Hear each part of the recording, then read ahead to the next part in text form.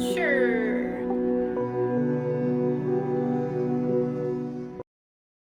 Okay. Hello, welcome to D&D Homebrew. This is the Far Shore. Normally it is on Rogue Sparrow Gaming's channel, but since he is absent this week, I should be your host. But Sadie is our DM. Take it away, Sadie. Yes, hello. Alrighty. We're back, and we're about to start the adventure across the continent. And let's see. Last we were at the Onmyoji Bureau, packing up the ship and getting our last things done. As everyone's piling into the ship and everything else, do you guys want to do a little intro and talk about maybe what's going on in your character's head as you're boarding the ship? Also change the screen. To be honest, Crone's actively excited to be out of the house effectively. So Well, that's good. I'm on right? team that. Cronin's a Oni. Actually, he's a half monk, half Oni touched. Half Oni. Sorry, Yeah. sorry, you want that kind of explanation? I suck. Just no. I like that explanation. But yeah, the homebrew, for anyone that's new, the homebrew is definitely 5e rules, but completely different kinds of classes. Well, slightly different classes, very different races, and a whole menagerie of different bad guys and all sorts of stuff. Okay. Who else is getting onto boat now? Well, I'm on there. All right. I am Legs. She is a, oh my God. Name. Come on. Jerogamo. Oh, yeah.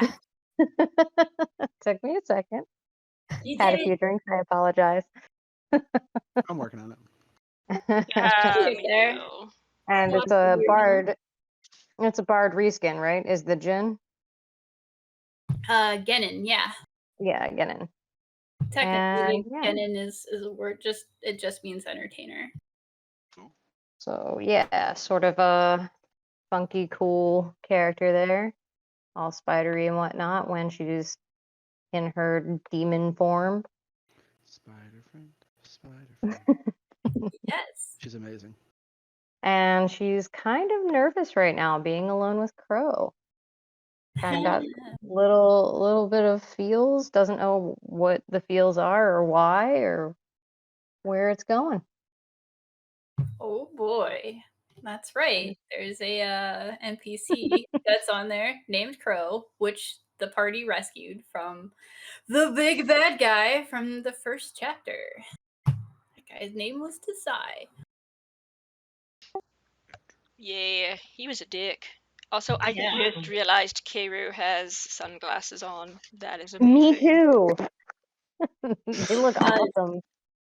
This is early morning, right? Sure.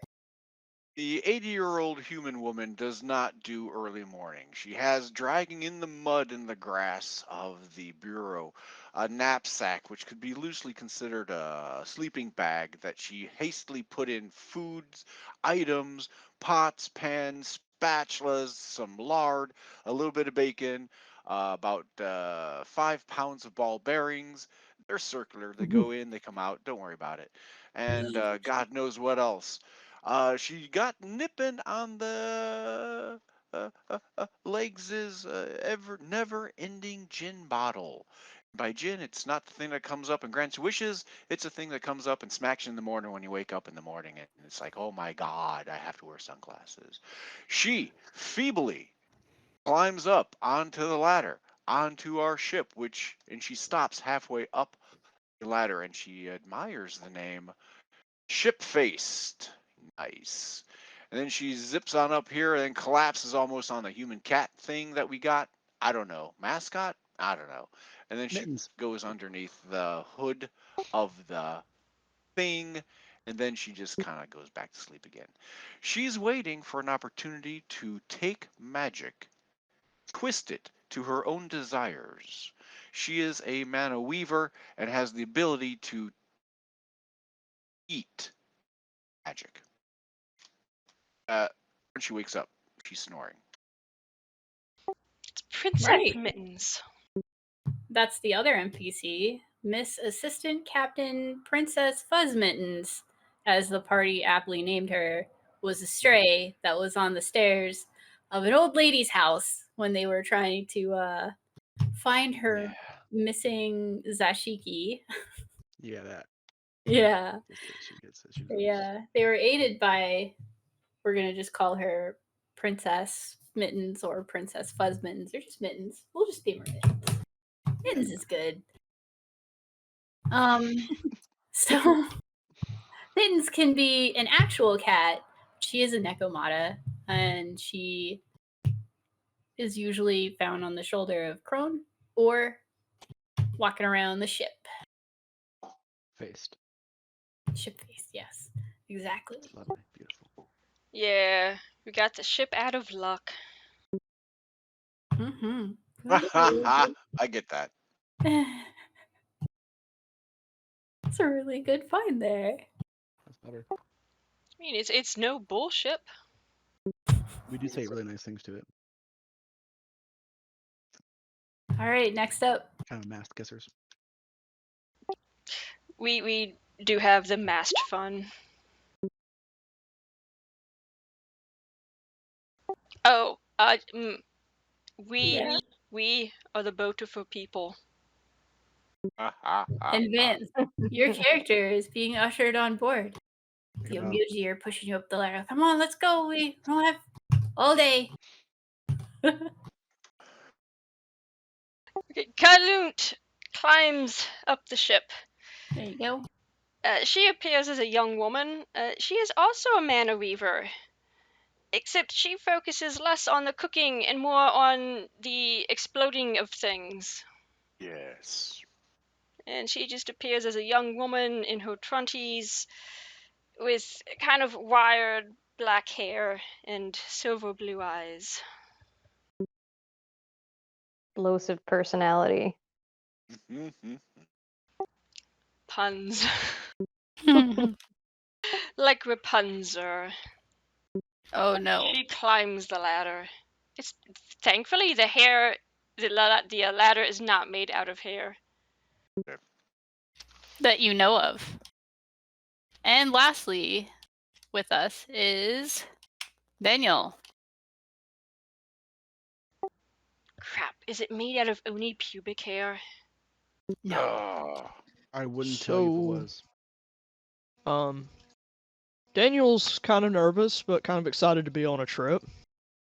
He likes being part of the team.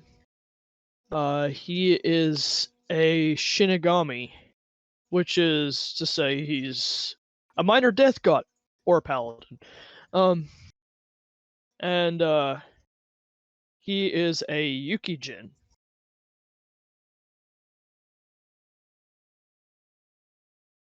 Did I miss anything? No, it was good.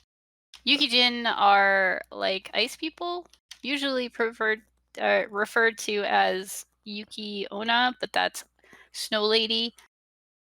And, you have both male and female. Just call them Yukijin. And Snowman just doesn't ring the same. Yeah. I'm a terrible snowman, movie. guys. What's the difference between snowmen and snowwomen? Carrot. Snowball. Snowballs. God damn it. Oh. Oh, you got me. You got me good. I didn't know. I've never heard that joke before. What? I want to say because a snow woman doesn't care at all. But no, it's too much. No. That's where my head Carrot. This is went. kind Got of going a Carrot little Wiener flaky. reference, to being honest. It's just an avalanche of bad puns. Yup. With that, You the should know better. lady who is the magistrate's wife, bows to you and says a little prayer. She's got a little wand that she's waving, which is kind of strange. She's got little papers on it. And she's like, bless this ship. And you can see she rings a little bell and she's like, good luck, guys. And with that, you're ushered off on your trip. Hopefully you got everything. Didn't forget something. We definitely did not forget any kind of Tengu. We got our Tengu. He's with us. Yeah, nope. But No Tengu was left. do we need a spirit vessel or anything else? No, probably not. Okay, cool. Probably not. Yeah, I can't imagine you guys. Maybe? I don't know. Hopefully we have all of our gear. Everybody got their own personal items. Keru holds up a translation book from the language of what we're speaking here to the Akashi Empire language, so she's able to speak coherently once we reach our destination at the Akashi Empire. I think you've been duped.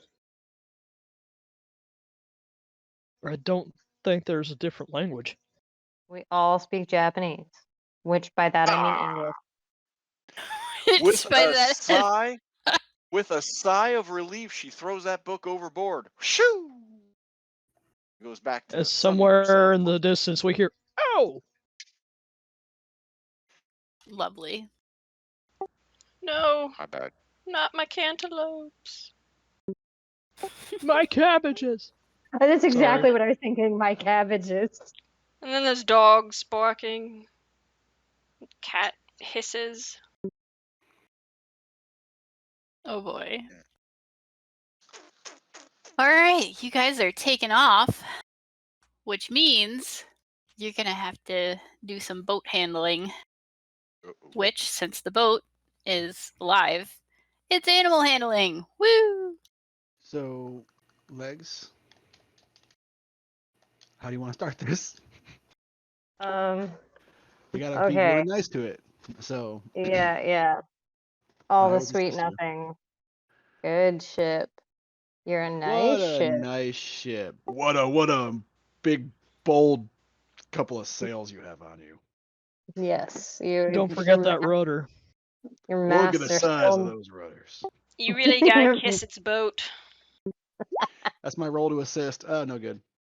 Keru shouts out, your poop deck smells like roses. Then she goes back to sunning herself. Yeah. Oh, well, if you're doing that, then Russell, roll me animal handling. Oh, to man, assist. No. To assist. No. Do the assist. It's better than mine. I rolled a 6. You can do it. I believe in you. She's horrible at this. Unfortunately, Keru has a tendency to actually catch things on fire, living things. Oh, well, not today, though. Not today. Not today, Satan. Oh, right. You got an Roses 18 then. Really smell like poop. Sweet. Yeah.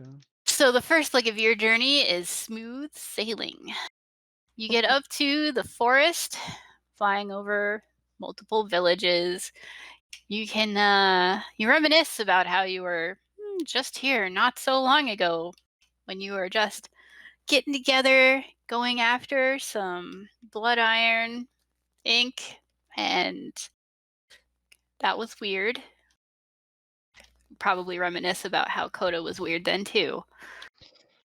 And then your second leg of the journey is going over the forest. So here's going to be a little different.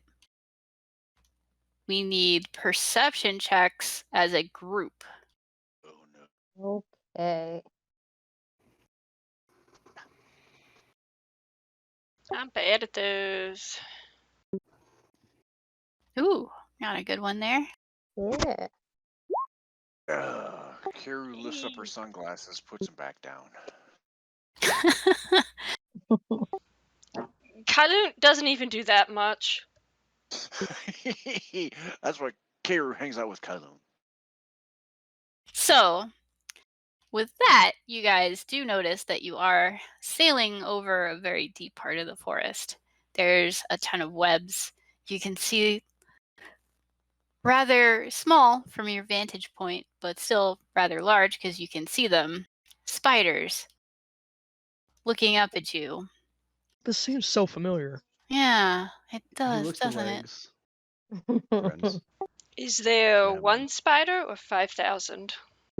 There's about Yeah. 20 that you can see, and these things are probably 20 feet in like cubic. Like they're huge, but they don't seem to be paying too much attention to you.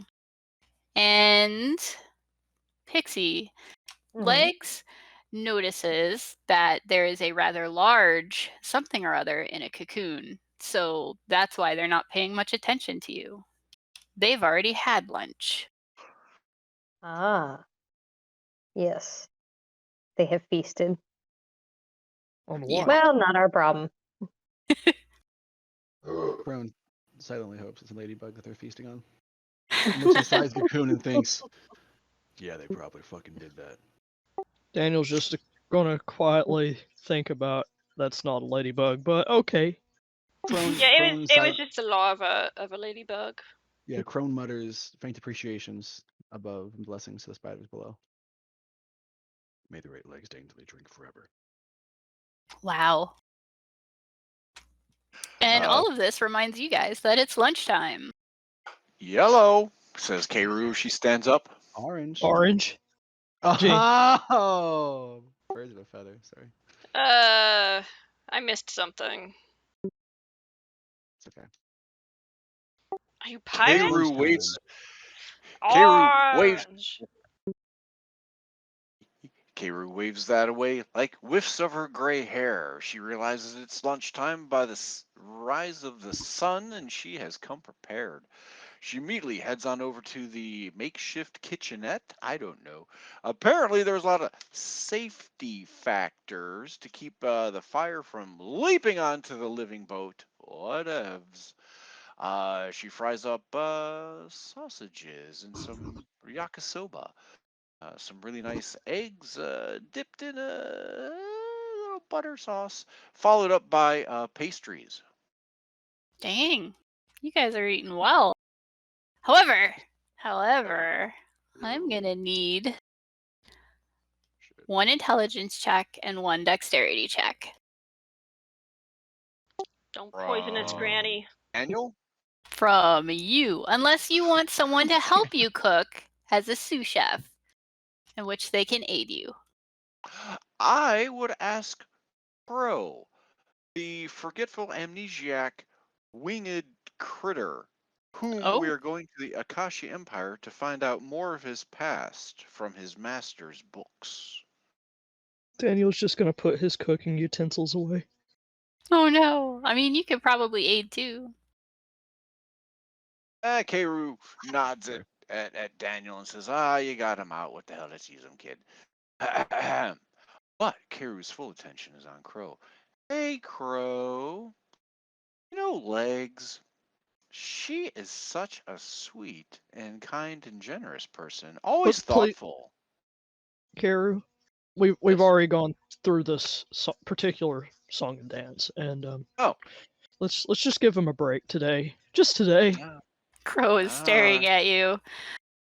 I was just saying, Legs is very hydrated. Okay, let's go get some cooking done. Pow pow! I want She to says. imagine Crow just has a 1,000-yard stare. Yep, he's definitely 1,000 yards staring at you right now. As she says pow pow, the spatula and butcher knife fly around in her hands. Ooh, dexterity 14. Didn't kill no one. Oh, Looks at Daniel. all right. For your int, though, you're gonna have to wait for the assist. Daniel and Crow can both assist. Is this a dexterity? It would be int. Intelligence, sir. Int, As int. Keiru's withered fingers shove some kind of morsel of mushy stuff under Daniel's nose. Do you know what this is? You know what this is? It's poisonous. Oh boy. Crow looks at you and goes, "Are you trying to poison everybody I don't think that's wise. Ooh, 17. Nice. You have advantage on your int check. She's very smart when it comes to food. Advantage 19. Phew, thank God. As she pulls the poisonous tuft of mushroom away from people's noses, she says, I would kill everyone if I weren't so damn smarty pants. Golf clap. She fries it all up. The poison is extracted. Only flavor and wholesome goodness comes out in everyone's kale salad. Ta-da! Ta-da, indeed. Wow. All right, so you guys have a very delicious lunch there that is not poisonous at all and does very well. Do you use any of your ingredients, by the way, in your cooking? Any man-weaverness? For these guys, for right now, no, this is the first leg. This is the most safest thing possible. No, she's going to wait to go ahead and infuse the food with magical properties while they go over the Yamachosian Empire. I'm sorry, say Dungeon Master. That's actually Yam- pretty close. Oh, Yamachushin. Yamachosian Empire. When we go over the war-torn states trying to shoot us down, that's when I'm going to infuse everyone's food with a little extra pep. It's called crack cocaine. Don't do drugs, guys. Oh, okay. All right. Do only socially acceptable drugs. We can taste the future. You We know, can I hear taste the future. there's no downside to meth, so just I saying. can taste colors. Oh my gosh. All right. So lunch is done, and you're now going over the mountains. Mountains have their own kind of dangers and weirdness, but you're kind of skirting around, and I'm going to need animal handling again. As the boat is getting, our ship face, I should say, is getting quite a bit of wind pushing them away, making them struggle to keep their course. Does anyone want to assist with the animal handling? And Pixie, you are muted. I can try. Hold on, I'm sorry. Does the 15 not do it? Well, just in case anyone else wants to roll too. Oh shit, I'm sorry. All right, that's good. Good. 12. Nice. All right, so that gives her advantage, and with a lot of coaxing, the ship stays its course. You guys fly over the mountain ridge, staying clear of the tallest mountains, and not going over the other forest. And you guys can see that there's kind of a canyon. Now, anyone who wants to take a look and figure out anything about the canyon can give me history checks. History. Ooh, Keru. Kailut and Daniel. Oh, It's a canyon. you guys have no idea the significance of this canyon in the slightest. Don't know why it's there. No clue. Crone, I'm saving Keru for last. Crone, you know that this canyon had to have been formed by water. A very large amount of water. And it's weird that there is no water now. Very strange. So, can I ask one bit more information on that? Mm-hmm. Do I notice that it was a lot of water over time, or a sudden burst of water has carved out? It was a lot. It's a very old waterway. Which is why it's so weird that there's no water in it now. And it's just an empty, dry canyon. And Legs, you come to the same conclusion. Karu, you know from living around these parts probably that this is the famous Dead Lake Canyon, and there used to be a giant yokai that lived in the middle of the canyon. It was a fish yokai, but it was more like we would think that it would be like a catfish looking yokai, but it was huge. A lot of people would say that it was almost like a Lake Umibozu. And when it died, there was this massive sort of hole created, and the water just seemed to magically dry up. It was almost as if that creature that was living there was the thing keeping the water there. And since it had been living there for thousands of years, it was just a fixture of the land. However, back when the fighting started in the Yamachushin Empire, the large yokai that was living there definitely was one of the first things to end up being attacked. It was fabled that this thing had a giant pearl in it that gave power. Cool, right? Anyway, it was killed so that the pearl could be extracted, and when it was killed, boom, you got the canyons. Someone was a dick. Yeah, people suck. So Karu, you can share that if you want. Oh my god, I was mute all this time. Yes, you were, apparently. It was from her small human village nearby that she learned this tale. And yeah, man, using a lot of gesticulations, hand maneuvers, maybe even a sock puppet or two. She describes how the war, the battle, the two sides fought over, then killed to get the Pearl of Power. She's a bit vague on who actually started the killing of the fish, which caused the destruction of the water, which made this huge gaping hole in the earth. Could be the Hokusan Empire where she came from. It could be the Yamakushin Empire from whence we're going to. Who knows? These things are lost in time. She ends the story wistfully thinking or stating, I am now hungry for catfish. Oh, the indecency. Oh boy. Mm. Pearl of Legend. All right. So, as you're rounding there, you follow the canyon through the mountains as it's created a pass that allows you to get through into an open body of water. What would that look like? It would look like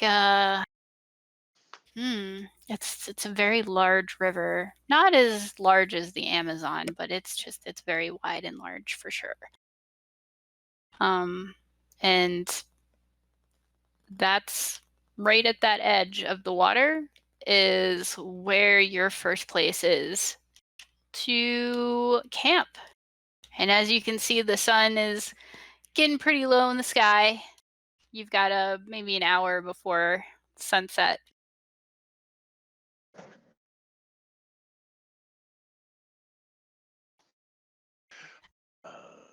Do you want This to area? camp in?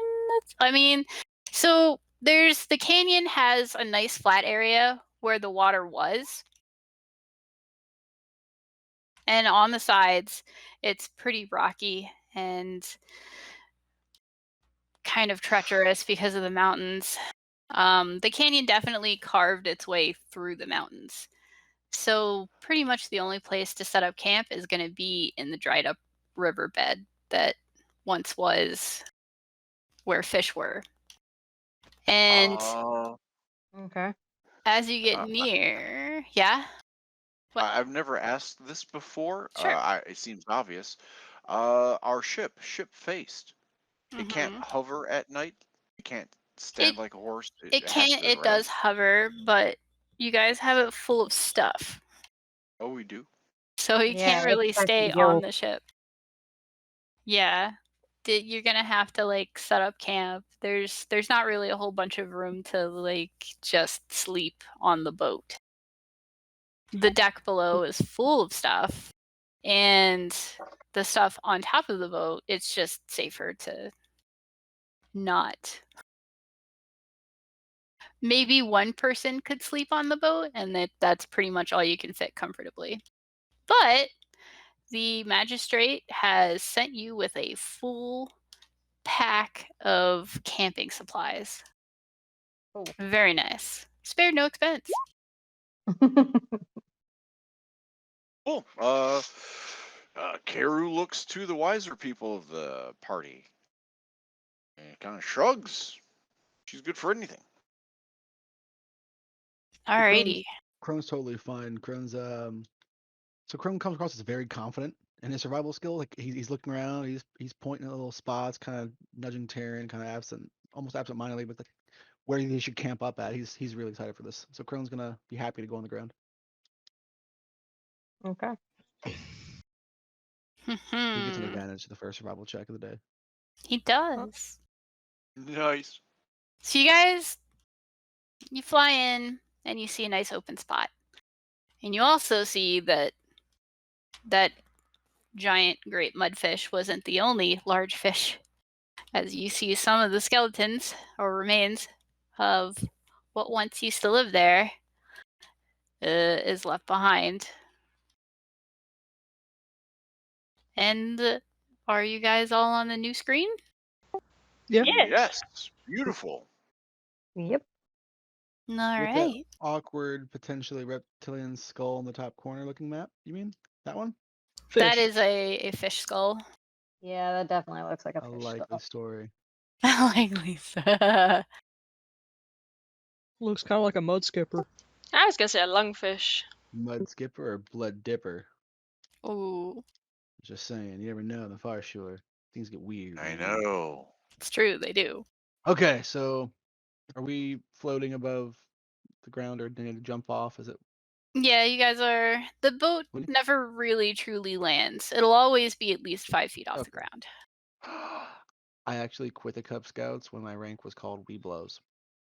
So Oh my. actual rank. Yep, nope, Cub Scouts was awkward. So yep, Crone sees this red tree and thinks this is probably a thing to look at because it's red. He likes red.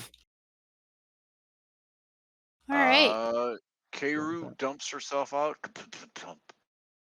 There's a rope ladder that you guys can uncoil and go Oh, down. that makes a lot more sense. Yes. Yeah. You don't have to just jump off and do a hero landing. Still proud of you, Russ. Karu dusts herself off and says, I needed that to stretch my legs. And she shambles around. Kalu boy. jumps off and does a hero landing. Ooh. Oh, give me athletics or acrobatics. Hee, I'm bad at those. I'm bad at those. You can do it. It's like, I'm in danger. Oh, well, you don't break A 10. anything. It's definitely awkward and does not look like the best, but you're not hurt. I bet it looks way cooler in her head. Yeah, in my head, it's that nat 20 on the other side. Exactly. Karu goes up and pats her on the back. That was the most amazing dismount landing I've ever seen. You're a goddess. I know. Wow.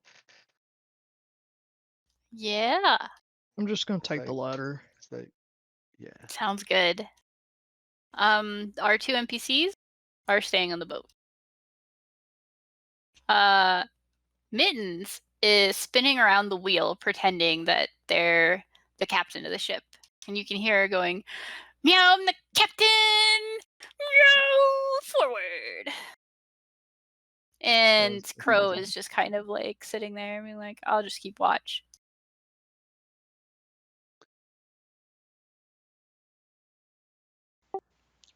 I am going to go look at this giant skull.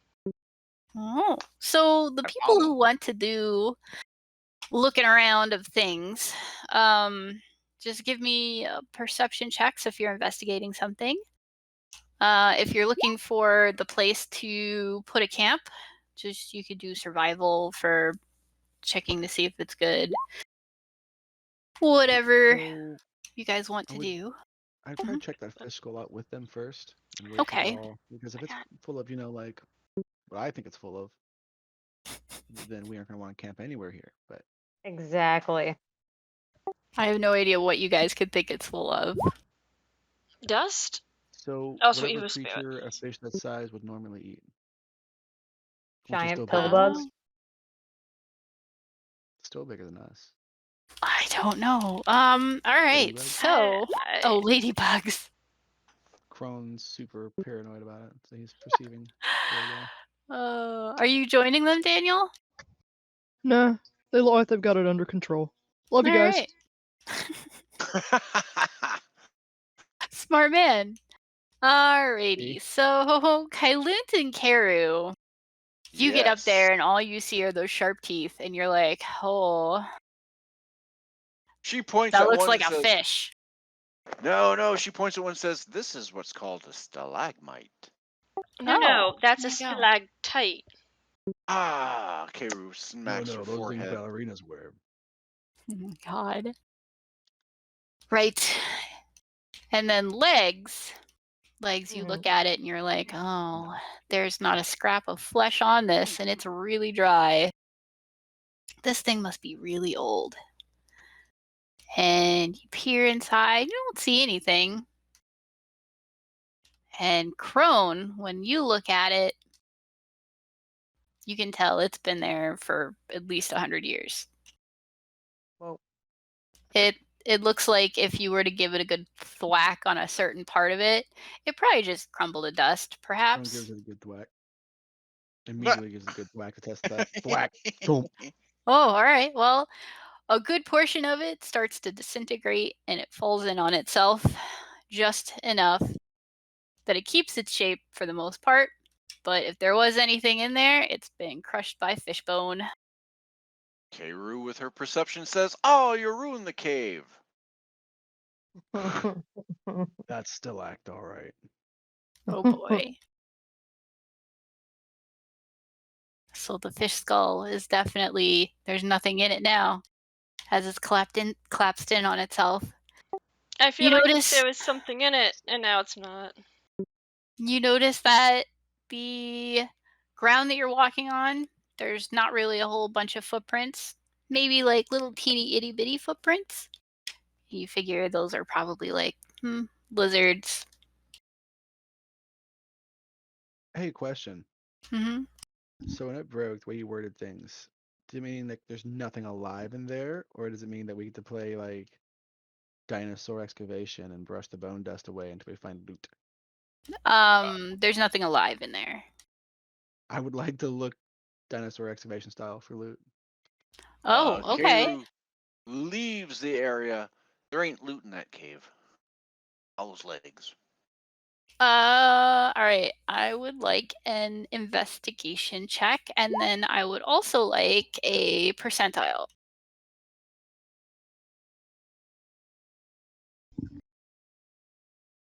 Looks like some stuff's about to go down. No way. Oh shit. Okay. So you think that there's crazy good stuff in there, and you just can't get some of the heavier plates because, a fish's skull is for the most part a whole bunch of plates put together. Yep. It's very weird, but you can't seem to get some of those to move. They've kind of almost turned to rock at this point. And you do manage to pry one of the cool teeth out of its jaws. And that's what you end up with. Nice. And we'll call that a fossilized yokai fish tooth for now. Jawsome. Right. Right.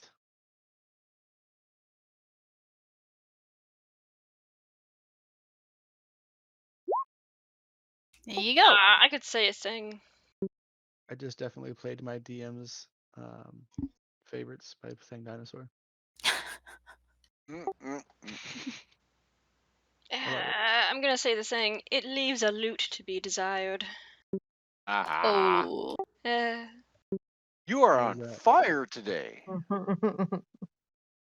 Better She not usually is extinguish on it. fire. Oh god, I need a fire extinguisher. When did I catch on fire? Shit, not again.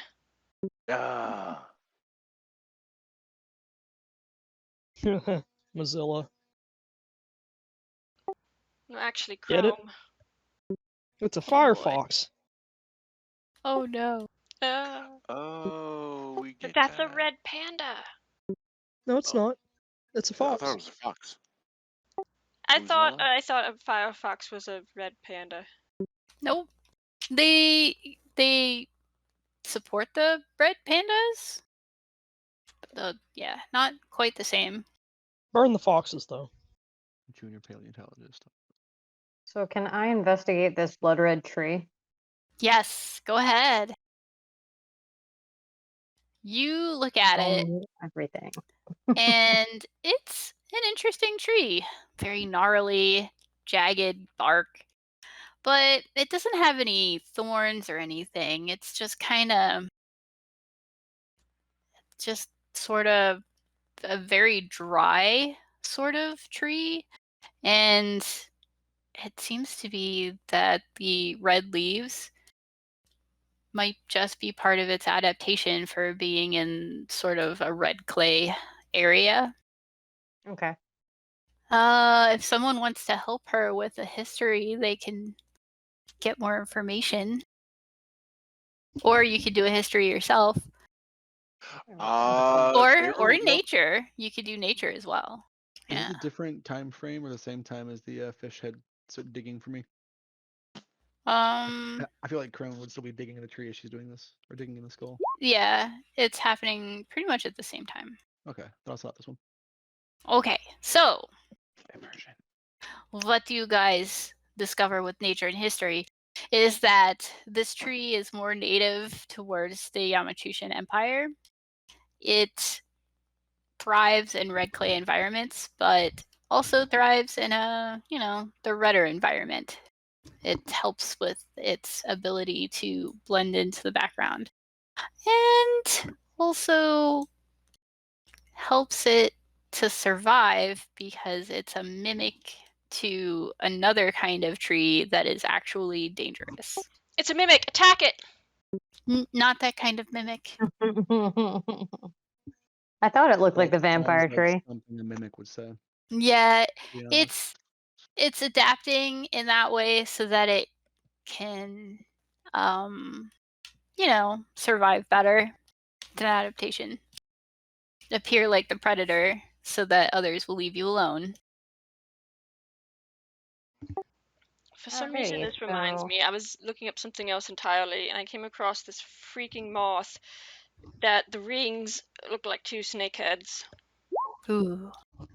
I thought it was Photoshop at first. But no, it's like an actual moth. Oh, yeah, I saw that too. I saw that on Instagram. It was pretty crazy. Really beautiful though. Got my grandma on speed dial, call it Instagram. Wheezy baby. Wow. You guys never saw that? No. See, like these Vine guys are making fun of Lil Wayne. It's like, I got my grandma on speed dial. Oh. Let's see. I'll look them up and occasionally just spout them at you randomly and inappropriately. All right. Nice. So where do we want to camp? Yes. So Quickly, Tell look to me. Crone. Look to Crone. So Crone actually liked under these two trees. Okay. So you have 6 tents that you need to set up. Are they all 2x2s? Make it a little circle. Ooh. Let me Put see it if I in a can. Ah, I see. We're going to be intense. Very intense. Yeah, This whole camping trip is going to primarily be intense. All right, so Crone, you're choosing where the camp is. With their assistance. All I'm right, just doing let a first model me check. control. All right, you guys can move around the campfire wherever you want that to be the middle of the place. Anyone can drag it. So I was thinking, like right there, or Vanessa. Ah, don't set me on fire! Ah, again! I kind of need She's you so to start hot. the fire. And that would put tents, bing, bing. I mean, So honestly, I if had we to had the move. Borgaruma, if we had it park over here instead, by Fishbone Head, we could then wedge all of our tents right in between and make a little alcove. There is a tent. I have one set up so you can see what it looks like. Sure, I would just do it then in this general area.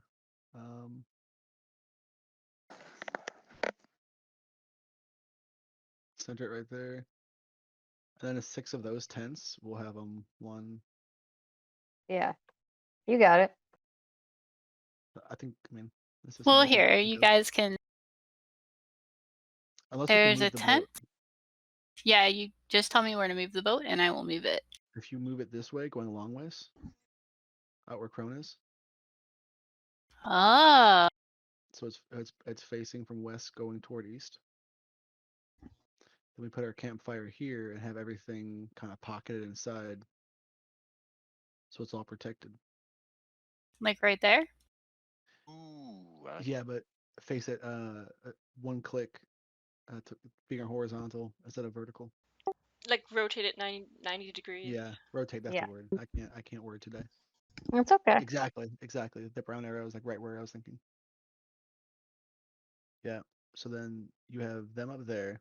You can put one tent back here and cluster it all up in here. So we're covered on one side, covered on 2 sides, and we can pocket the casters and healers in the middle and put the thicker than a bowl of oatmeal characters on the outside.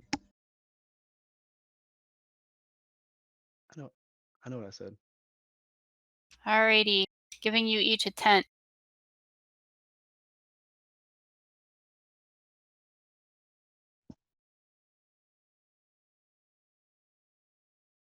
Walking across the street, Jay's on collar, Jay walking, Weezy baby.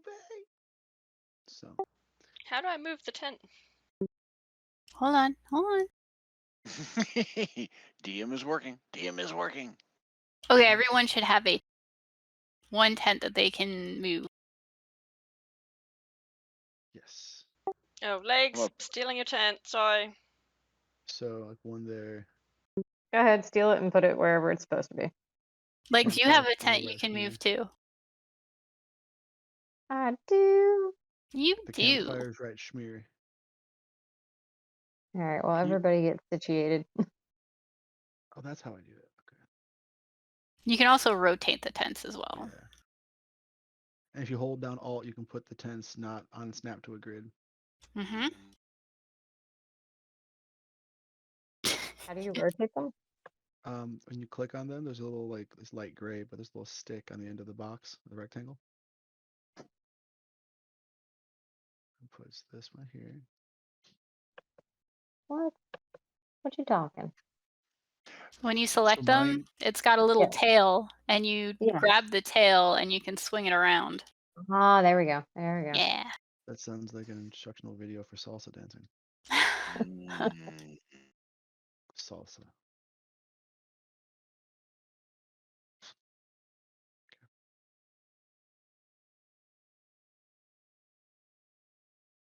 Tent flaps look a lot like vagina flaps. Oh I boy. am horrified.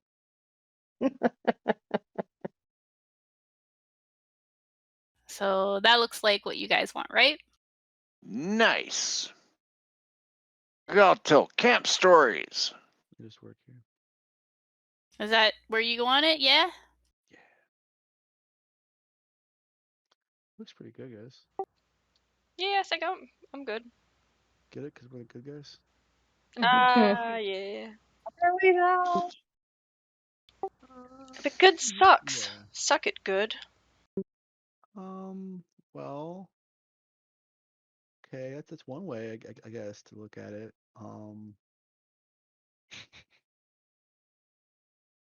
But yeah, we should totally tell camp stories. There we go. And now all the camps, the little tents, they are all on the map layer. So they are forever there Thank you. now. Thank you, Sadie. I Have you? will forever. What was that, man? You go ahead, because I'm telling a camp story. Oh, I will forever have a ninja sign above my tent. All right, thank you. I can take it off if you need me to. No, I don't. Have you ever heard of the Mad Comer of Comb Mountain?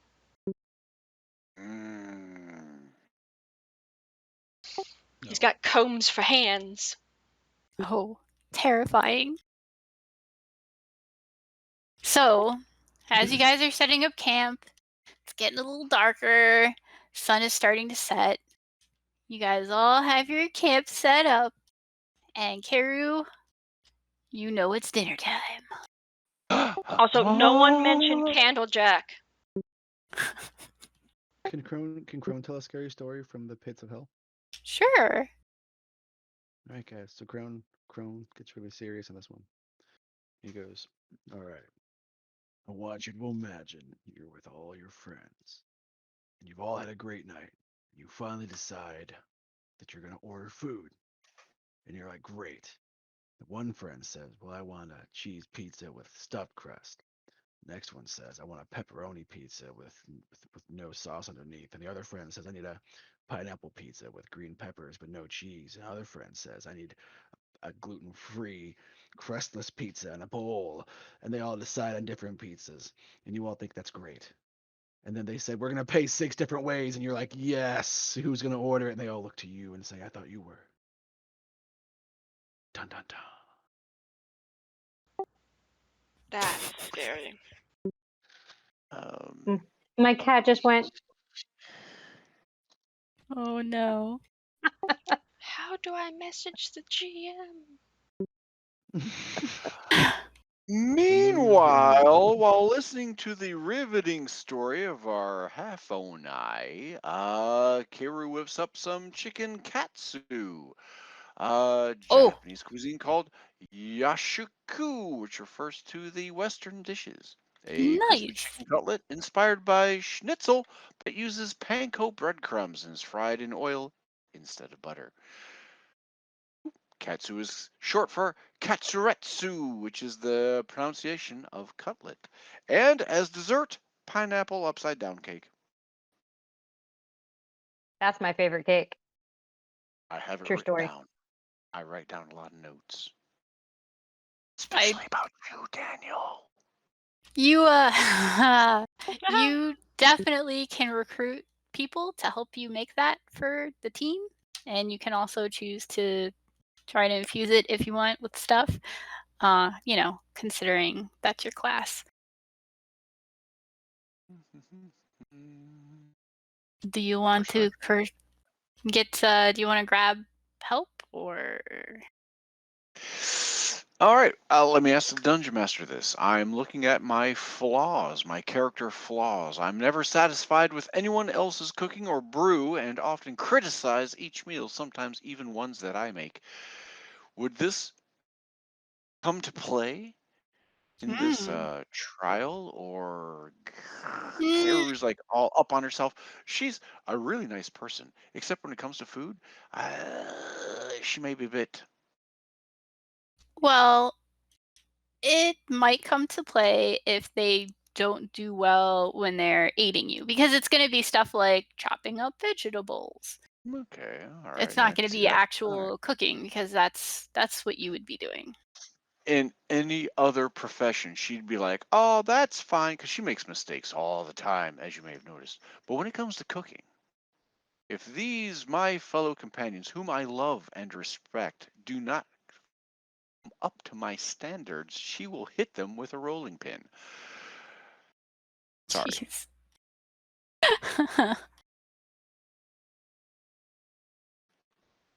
Yes, she would love to be aided in her cooking abilities.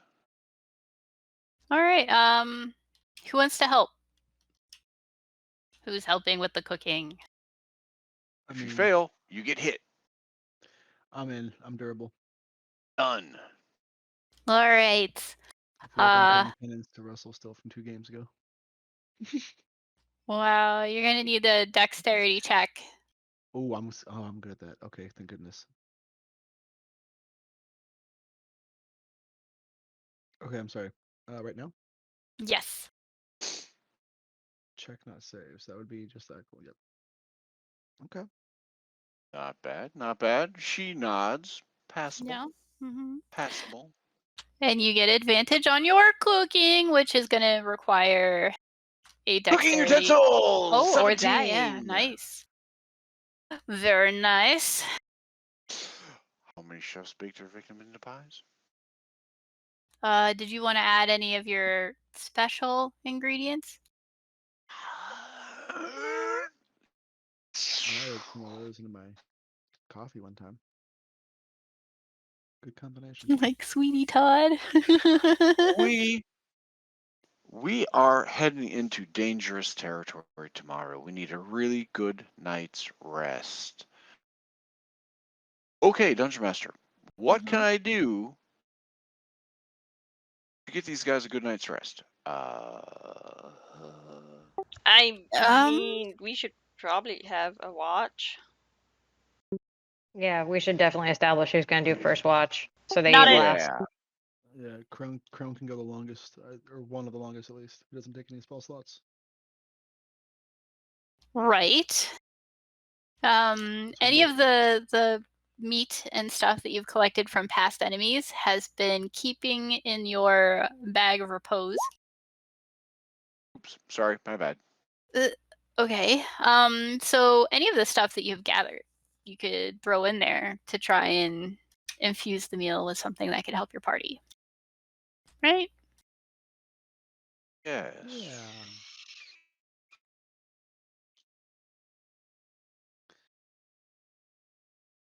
So let's see who else. Hey, Go ahead. okay. A good majority of our team already has dark vision, correct? Night vision, infrared vision. She just looks at Daniel over there like, you're the only other like dude.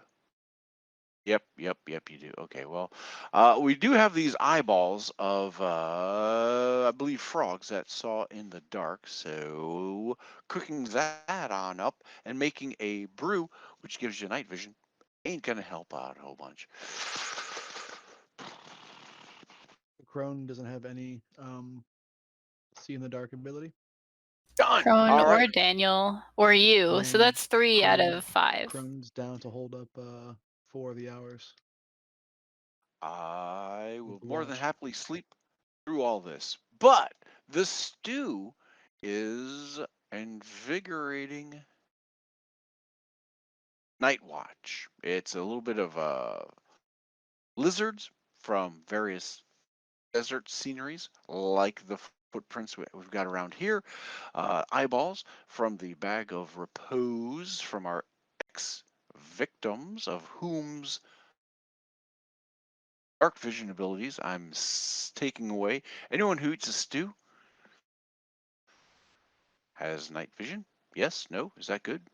Sure. Yeah. Okay. I like it. Take one of those eyeballs out of your pack then. She takes a couple of them. She doesn't, she doesn't skimp. Oh, okay. Rise on up with, of course, the half Onai's help. He's pretty good with the blade, and he crushes things really, really good, which is fantastic. Gets it all on into the mix, brews it on up, listening to some amazing horror stories, probably from Daniel. You can tell that innocent face has seen too much. At the As you very guys end, are, yeah. keep Keep going. going. You Oh, go. Keep going. after the spooky stories, she passes it out. It's a sweet confectionery soup, thick, hearty, and makes your eyes go huge. Crone has 3 bowls. Nice. All His right. You can see 3 times better than everybody else. He can't really. It's a boy. You can't tell him that. Haha. With this special sit down, your experimentation with this, I am going to need you to give me an arcane check. Okie dokie. Or not a And check, but a skill check, yeah. technically, this is kind of, I don't know, experimentation. 26. Nice. And it goes well. You're learning.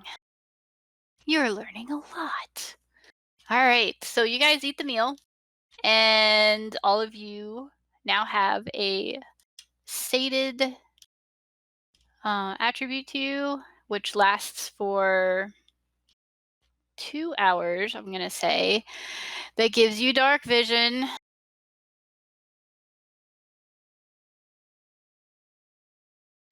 Sound good? So I have like advanced dark vision for advanced darkness. No, it's just regular dark vision, which is 60 feet, low light. Should be able to see pretty well. Pretty much all of the area, I think. No, most of the area. So you can see that far out. Cool.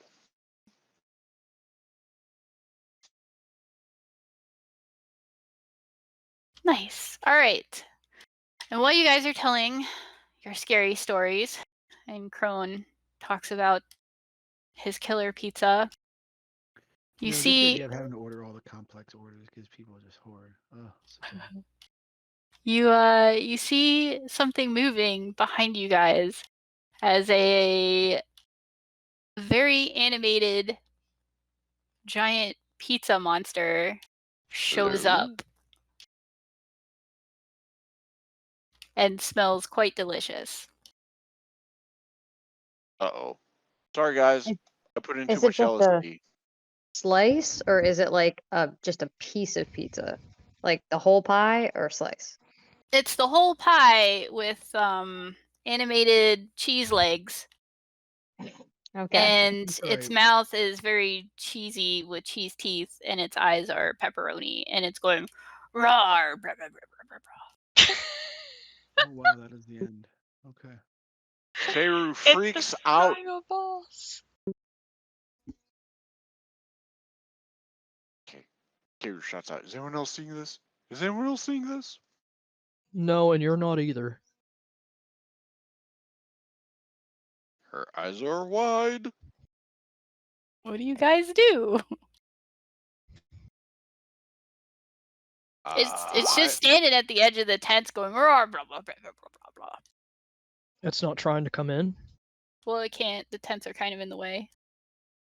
I mean, It's not touching the tents either. Crone's seeing this, right? You all are seeing it, Like, yes. it's like it's so.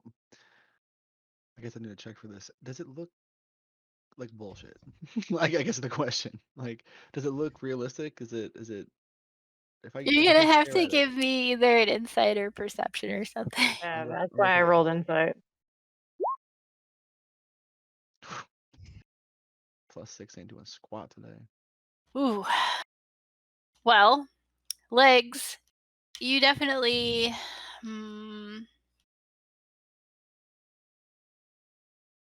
I need to check something real quick.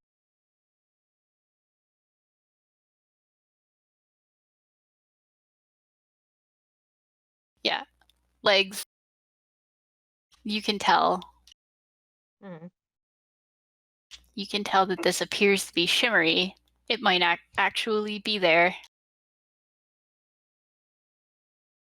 Crone, you have no idea what's going on. You're just Me? seeing cheese and pepperoni, and it's moving. Anyone else care to roll? Keru has one bony hand tightly gripped on her rolling pin and white knuckled on the pot lid in front of her, holding up like a shield. I'm just going to quietly assume that this is a hallucination brought about by Kara's cooking again. Oh Roger my that. gosh. I'm gonna try and like bottom of my Kenobo, pop it in the face Oh, okay. with the range for the 1d4. I will need an attack roll. With that, Damn. it looks like you pop it, except for your Kenobo goes right through it. It's a ghost. As your Keiru shouts Kenobo out, goes through it, it puts its hands on other parts of itself, like more a little pepperoni. It puts its cheese hands with its thumbs at its non-existent ears, wags its hands back and forth, and sticks out a cheesy tongue at you. Goes. Keiru's freaking out. Wow, this is gonna give me nightmares. It's immune to weaponry, she says as she backs into her tent. It's the ghost of every pizza you have ever eaten, Crone. What have you done? There's no pizza in hell. Dude, you eat a lot of pepperoni. No, though. There's no pizza in hell. Holy shit. It really is hell. Oh gosh. All right. So after 10 minutes, it disappears. The spell is now over. So we're all on the same page that we just waited for 9.5 more minutes as it just went. As it just danced around outside the camp. Yep. Blah, blah, blah, blah, blah, blah, blah, blah, blah. Yep. We could Blah acknowledge blah what blah blah happened. blah blah blah blah blah. Let Making me its ask cheesy noise. this question. As it danced around, Keiru looked at her fellow companions. Did they all look in the same direction, or were they all looking in different directions, thinking they were seeing different cheesy pizza monsters? Nope, just the one. Wow. And I didn't look in any direction after that initial look. It just I just smells looked at the so fire good. like, yep, it's just another night. Just another night. I hope it doesn't try and eat me. Another night in the far shore where weird shit happens all the time. Keiru says, For all no right, reason at all. No reason. Game or truth or dare? Dare. Who else peed their pants? You? Me? No. Oh. Looks awkwardly at Granny. That's not how any of that works. Shouldn't it be truth or dare? I'm not Tell gonna me fight if you it. peed your I'm not gonna pants, fight or it. are you daring us to pee our pants? I'll be right back. Or to She pee heads your out. pants. Oh no. She like totally believed it. Kind of like a karma thing, you know. Cooks being eaten by pizzas. It happens. No, it doesn't. Really? Does it? Maybe. Yeah. So above game. Totally not me. Somebody else did that. I was just obliging. I'm willing to bet it's an Anyways. illusion spell by Beth. It could have been Keiru. It's a shot in the dark. She's not that smart. Doesn't Legs have illusion magic? Yes, Would she Legs do that? does. But does she use it? No, she doesn't. She's too drunk all the time. Hey, words hurt. Oh. Words hurt. Not when you're that drunk. Especially No, when you she throw a doesn't- dictionary. She doesn't give a shit. That is pretty If she painful. was- If she was any more aloof, she'd be aloofa. No, it was bad. It was really bad. I'm sorry. Stop. Oh no. So, have you figured out who's taking watch or whatever? Keiru's sleeping. Not it. I'll take first Well- watch if somebody wants to go next. Yeah, do that I'll because I had to take- run downstairs and microwave something. So I'm a butthead. All right, I'll take second then, and Crone can take the last, which I would assume would be the longest. Do we need I can take third. Well, one night is 8 hours, right? I assume so. If Daniel doesn't Mhm. need any spell slots, Chrome's full. I can cover 4 hours and not suffer anything. You Yeah, I don't- guys haven't I don't- spent any, I don't think. Yeah. No. I haven't. I definitely did not spend one. You can also stay up in pairs to make your chances greater of not being, Yeah. Also true. I've got Okay. a +6 to perception. So pair somebody, I guess, lower. I have Somebody a low 0 to perception. Okay. My Uh, perception is also 0. I have 3 to perception. I'll lose like 2. So I'll stay up with Crone. And I'll stay up with Kylunt. Yeah, that works for me. you can also grab Crow as well. He's got a +2 to perception. If you want him to stay up and not have Kylunt stay up. That's your choice.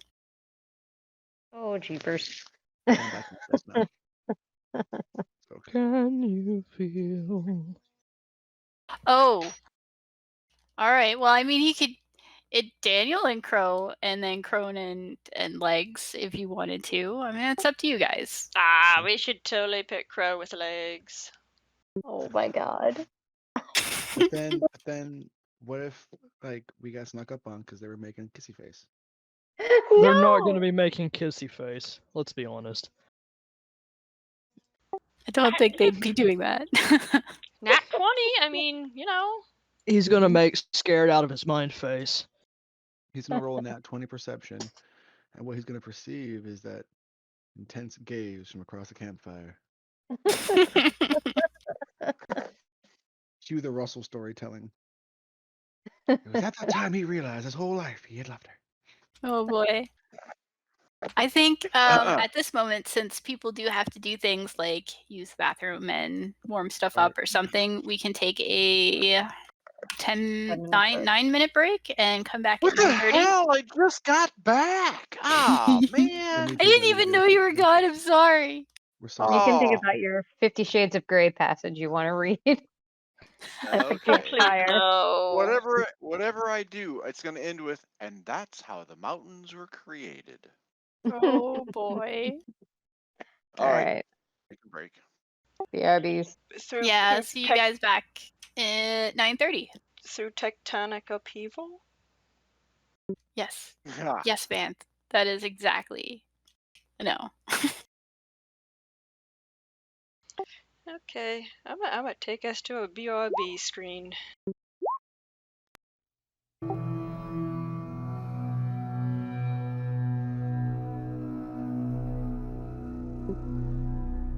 Wrong. That's like too It's pungent. a very, very pungent spice herb. Yeah.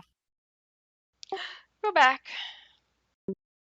Yes, I have tea, mm. which is Hey, listen, if Lipton went into important. clothing wears, would their long sleeve shirts still be called t-shirts?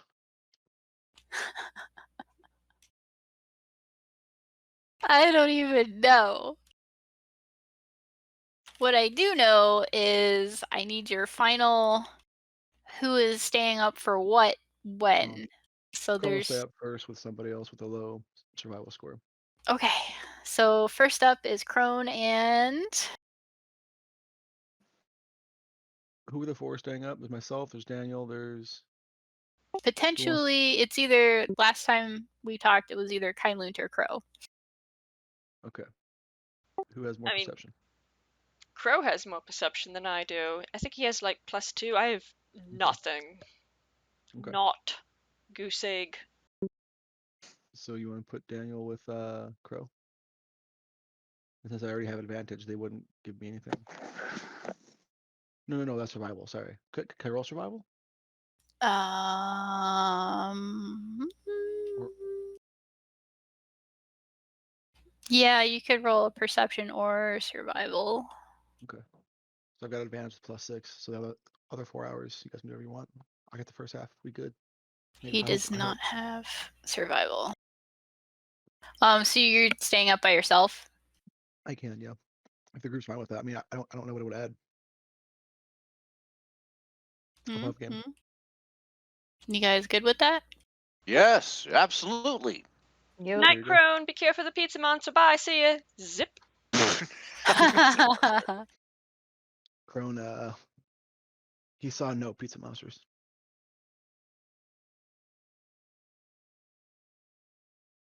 I ruined your Ed Sheeran thing. That's cool. It's just silliness. It was pretty funny though. Daniel, are you staying up or going to bed?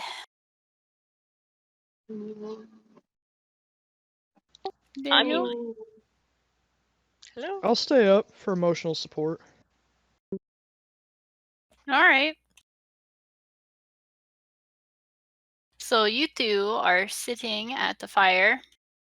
The first hour goes well. Crone, you hear and see nothing. It's just crickets. Don't know where the crickets are coming from though. There's really not a whole lot in the bottom of this waterway. Just sand. It's pretty soft ground, really. Probably because it used to be mud. All right, second hour rolls by. Somebody give me perception or survival.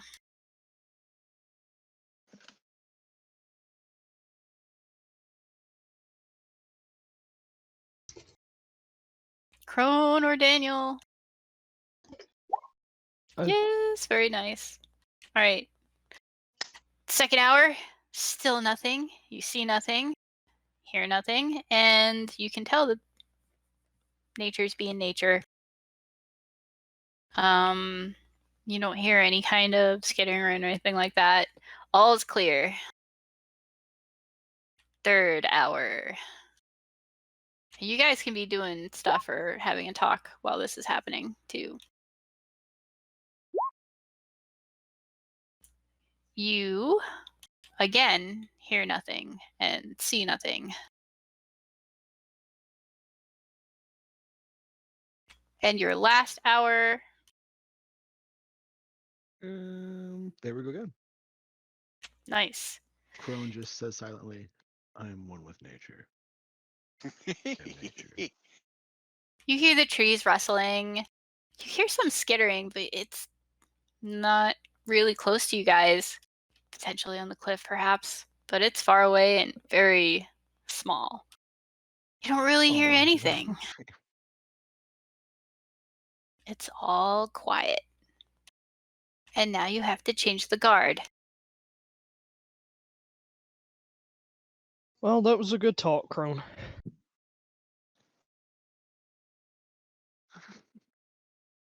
Is Margaret staying up too? No, Margaret fell asleep hours ago. Jeez. I'm not gonna lie, most of the problem here is above game. Crone's just tired. Aw, alrighty. Well, So, hella survival rolls though. yeah, look at them. They're crazy. Keep it going. Next up, who's the second people? One or two or whoever? Pow! I'll take second. Karu wakes up. Karu's up next? Oh no.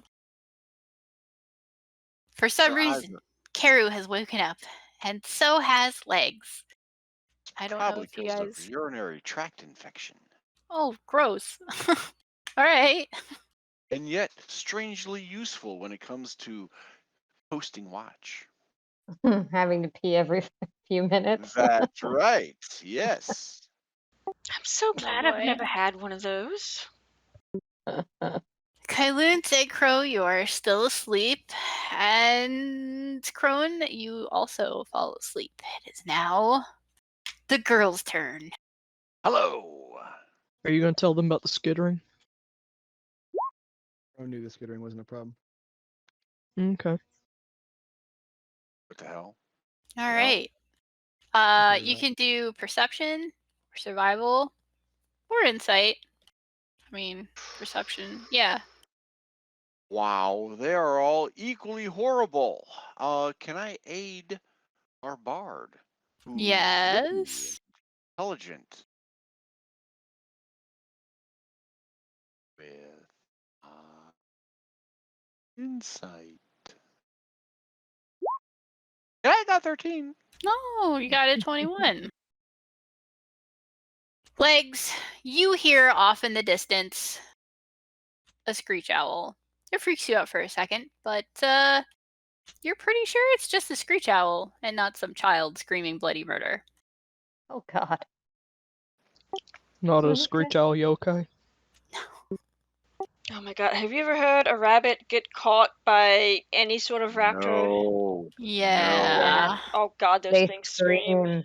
Oh The yeah. scream. Mm-hmm. No. Thankfully, there's no bunnies out right now. In the middle of the night, while us two girls are gabbing, the old grandma leans on over to Legs and kind of says, "Hey, that Birdman. If I were younger, I'd go for him. What's up?" Oh God. Like, we are literally heading to his hometown. We're going to go ahead and find out from Tasai Diary himself the history of this amnesiac Adonis. Like, what are you hoping for? Like a prince? A pauper? You want to like, I don't know.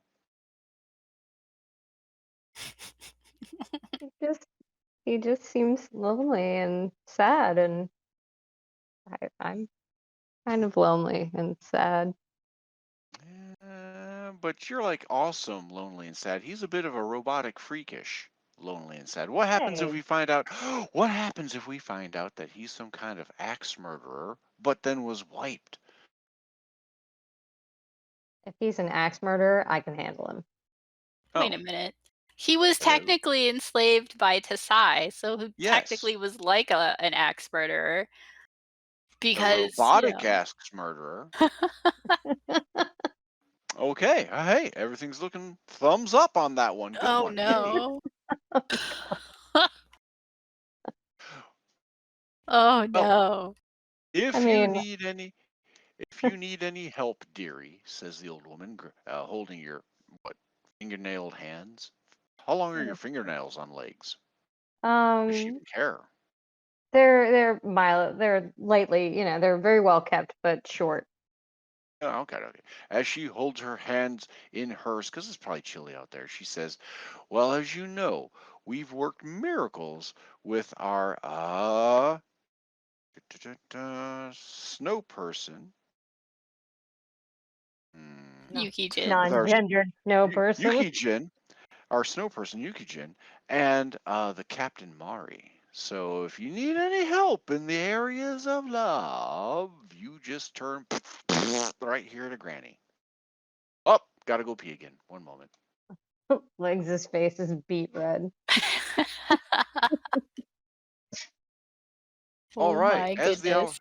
As the hours pass. So 1 hour has passed. I will need you guys to roll another.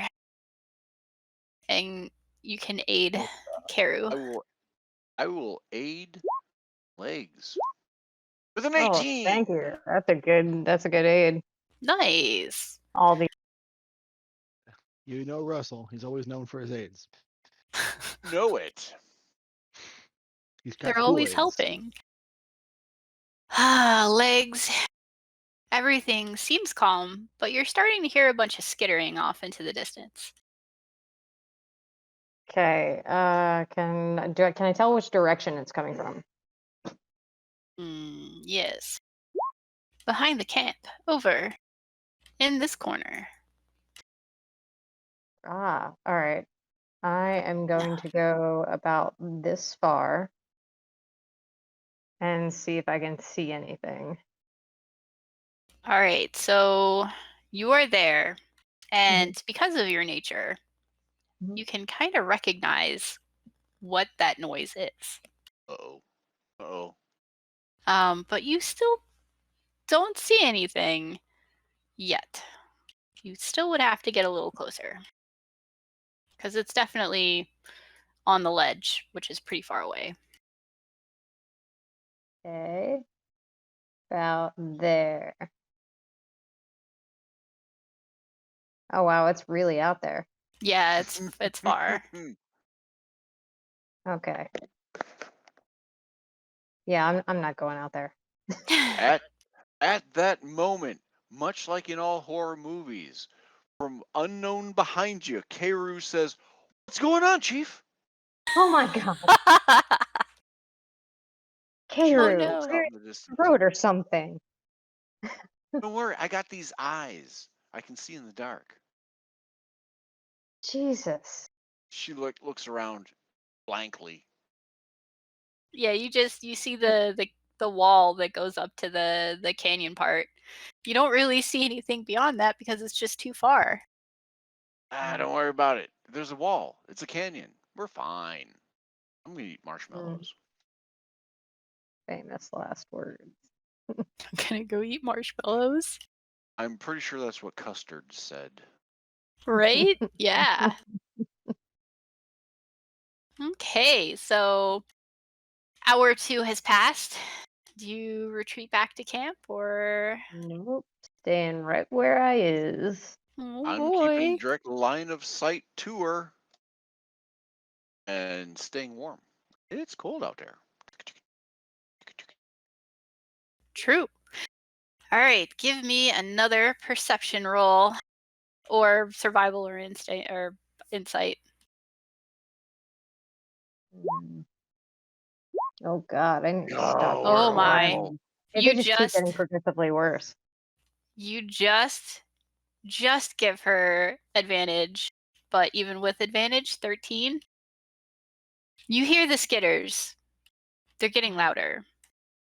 You know Okay. this has that you recognize it, but you can't see anything still. Something is definitely progressing. I think I know what. Okay. How do Right. can I get a Oh, nice. Oot.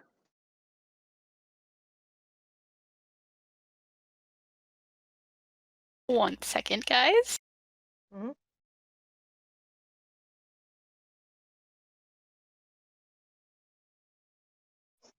Build a little tension as Kairu sees Legs' spine stiffening because she thinks that something's going to attack. Kairu reaches into her cowl and begins to pull out a cowbell.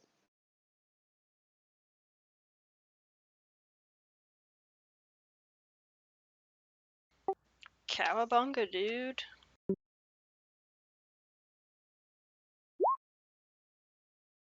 There we go. All right, so 3rd hour has passed. The 4th and final hour. All right. The sunlight seemed to be creeping over the edge of the canyon. You don't necessarily see a whole bunch of sunlight. It's definitely creeping. This is the start of the last hour, so it's still dark right before the first light creeps through.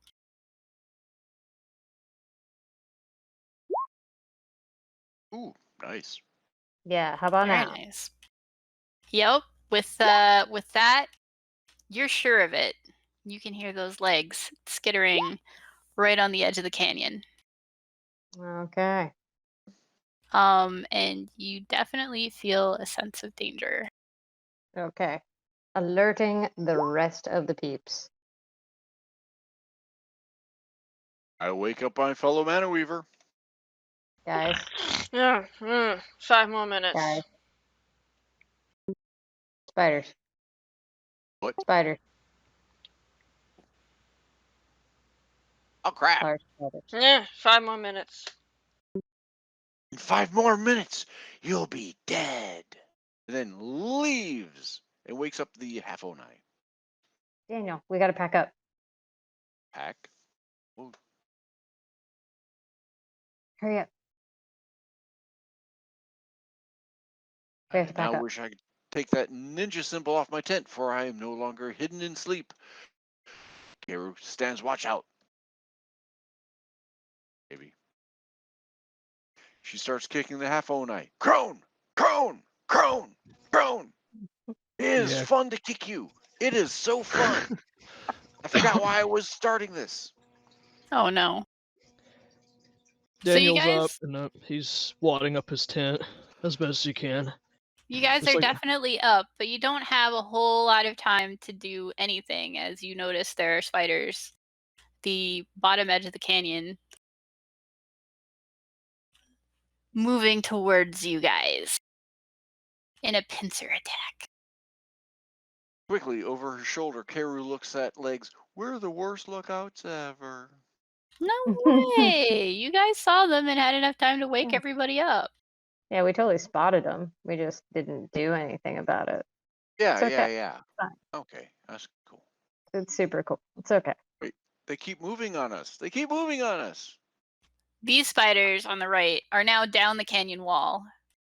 The spiders over here just showed up and are starting down the canyon wall. All right, just grab 2 tents and run. All right. Did Gonna you guys cast. wake up Crow?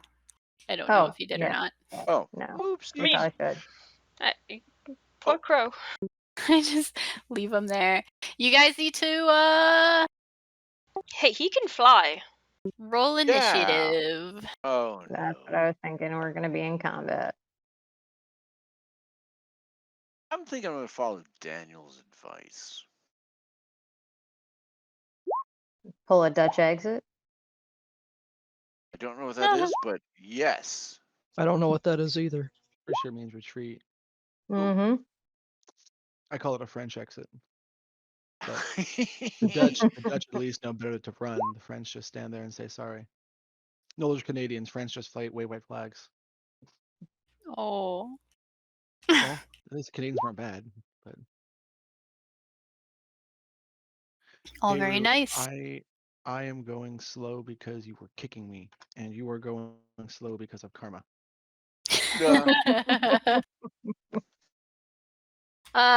Did you or did you not wake up Crow? Because I don't know whether I have to put him in the turn order or not. Yeah, we did put him in. Okay. But also, why am I not on there? I don't know. Click the token first. So weird. God damn it! I gotta click my thing like again and do it again. Come on, do it.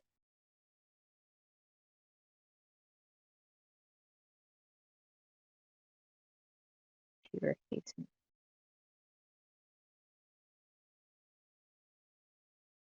All right, descending. All right, so the top of the turn order is Crow. You guys did manage to wake him up, and he pops out of the tent. He looks around. He's like, "Danger! I must protect him." Aw, thanks, Guy. He flies up, sees that you guys are almost surrounded, pretty much. I think you can only go 30 feet. Yeah. Boom. He gets in a position and has nothing that will actually help in the moment. So that's his turn. Daniel, it is your turn. Alrighty. Let's see.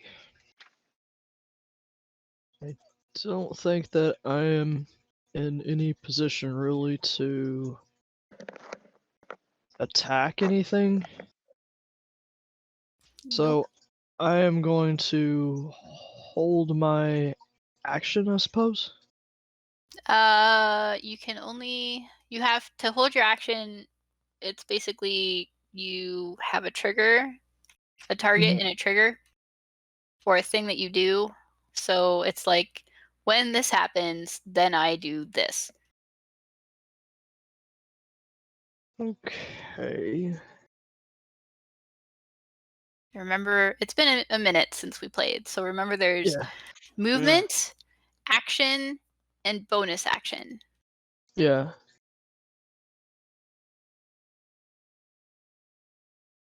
So you can move your character 30, I think, for you, 30 feet. You can take another 30 feet to dash, which is the dash action. Okay. Yeah, I'll can, give it a shot. You can split up. I don't know if you guys know this, but you can split up your movement action. So you could do half your movement, do an action, and then another half your movement. Yeah. So Okay. some people don't know that. So 5, 10, 15, 20, 25, 30. That would put me about there. And I think I'm just going to wait until they get closer. You know, All right. I don't really want to expose myself much more than that. You can buff the party if you want, or you could cast some spells if you want to. Just suggestions. Yeah, let me see. This character sheet ain't cooperating with me. I have noticed that Roll20 has been a little buggy. I uploaded some of the art and it sat there thinking about it for like 20 minutes.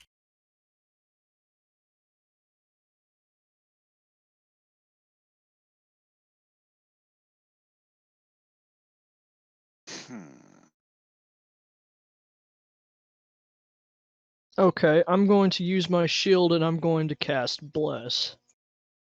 Nice.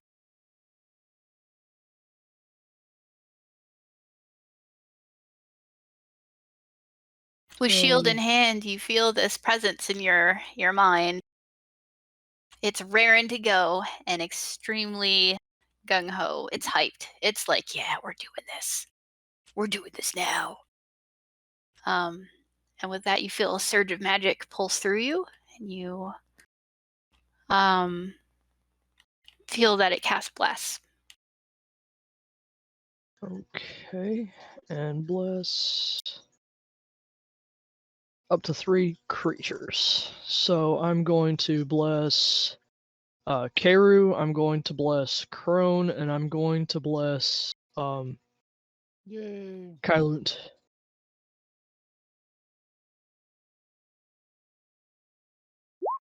Is that okay? Yeah, it's okay with me. Crone's cool with it.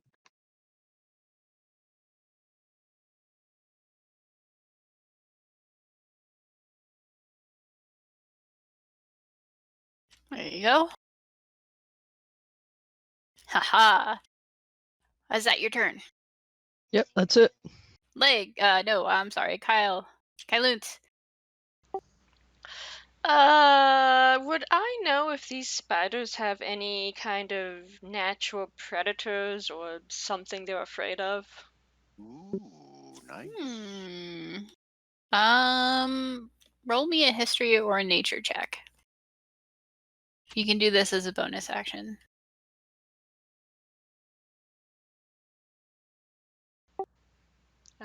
History, you say? Or nature. You know what? They're both the same. Haha. Okay. You can't think of anything that might be this giant spider's natural enemy. It is quite big. As you can see, it's taking up like a 10 by 10 foot space. Yeah, I was thinking maybe like a giant sparrow or something, but I guess not. Fire? Just Yeah, maybe. Your bonus action is spent. You still have a movement action and an action. You know. I mean, yeah, fire. Do we want to like run away from these things or kill them? I mean, with all these spiders, it's obviously a no-fly zone. But if I could scare them off. No fly zone. Yeah. Probably a no beetle zone too. Well, it's up to you. No ladybug zone. I don't think we could get the tents and stuff in time to like truly flee. I think that we have to fight them. I was thinking like trying to scare them away, but okay, let's fight them. First off, I'm gonna stare at Crone, and I'm gonna be like, see these guys? I'm gonna point. See these guys over here? Don't attack those ones, right? We're not going to attack those ones. We're gonna leave those ones alone for now. If this works, maybe. Oh, I have to tell you that the canyon wall is 20 feet up. so geometry. Hang on, let me see. Math. Yeah, there's math involved. Where that little shadow line is, that's a 20-foot up and down. Understood. Okay, I have a range of 120 feet, so I think that's okay. Yeah. Should be. So I'm gonna cast Enemies Abound on the one in the middle. Go for it. Concentration is 1 minute. You reach your blah blah blah blah blah. Okay. I wonder if they're smart. I mean, the spiders. Oh, that's lovely. Is it like a minus something? Yeah, it is. Ah, it fails. They rolled a 17. Ooh. That's how much a minus it is. Wow! It's -4. So this one is supposed to attack at whatever affected creature chooses another. It must choose the target at random. It can see if an enemy provokes. Okay, yeah. Is there a rage icon? Existential yelling icon. Got it. All right. Anything else you want to do on your turn? Or is that it? Yeah, I'm gonna move a bit. I'll move.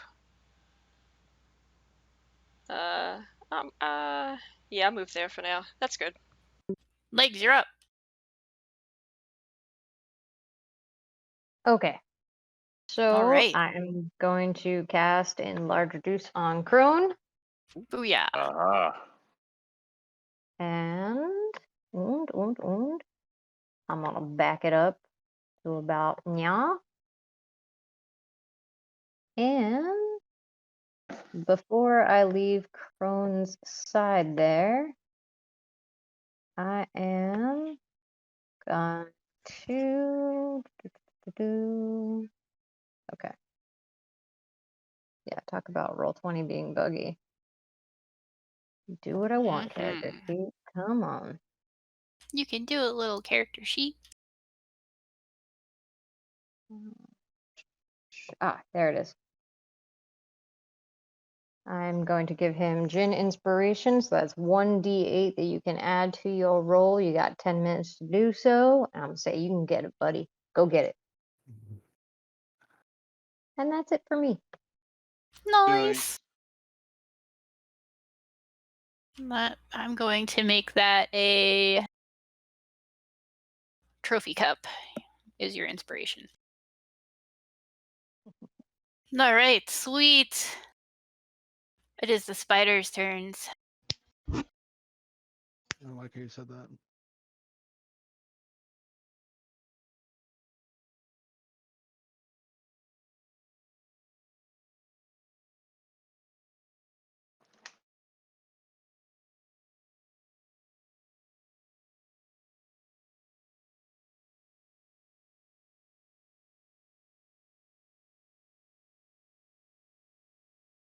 One second.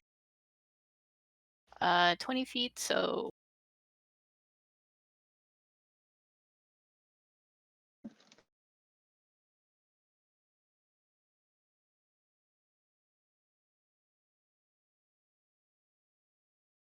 and then this one turns to attack the one next to it. Aha, fool! It's going to bite. Bite, bite, bite.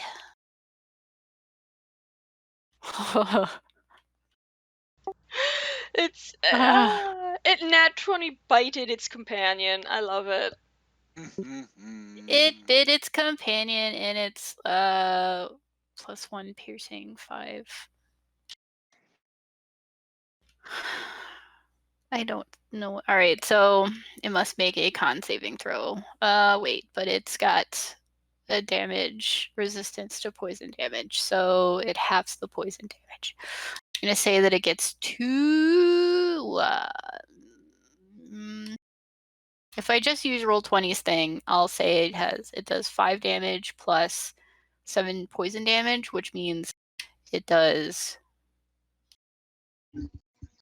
half of 7 is 3.5, so 3 poison damage, 5 and 3, so it does 8 damage to its companion.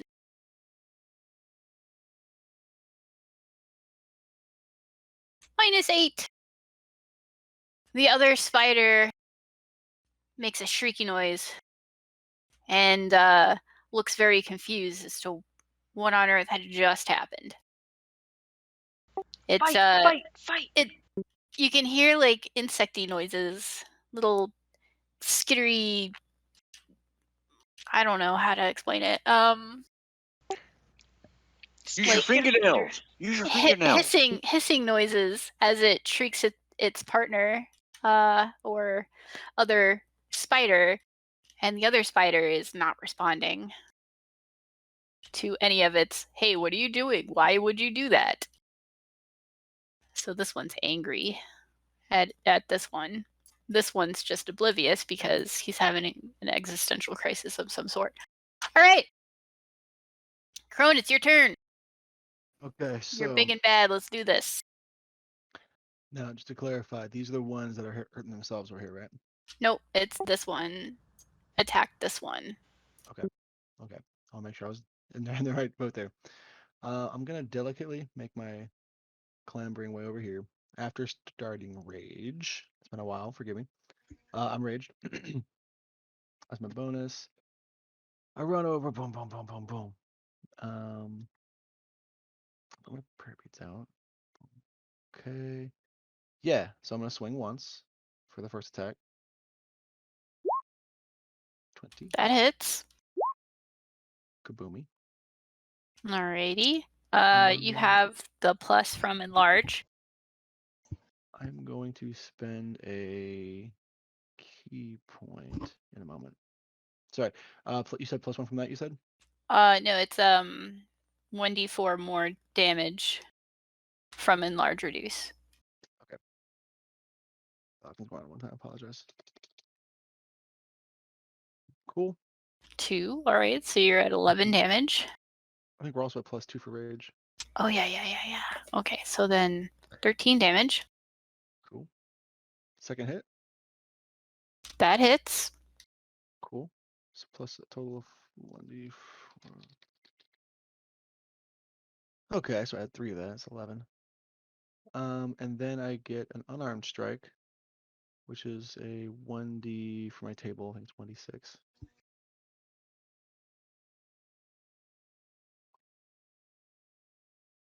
Proficiency, still fist. I'm trying to look. There we go. Boom. Yes. So then we're gonna also pop that out there. Nice. All right, so blah blah blah.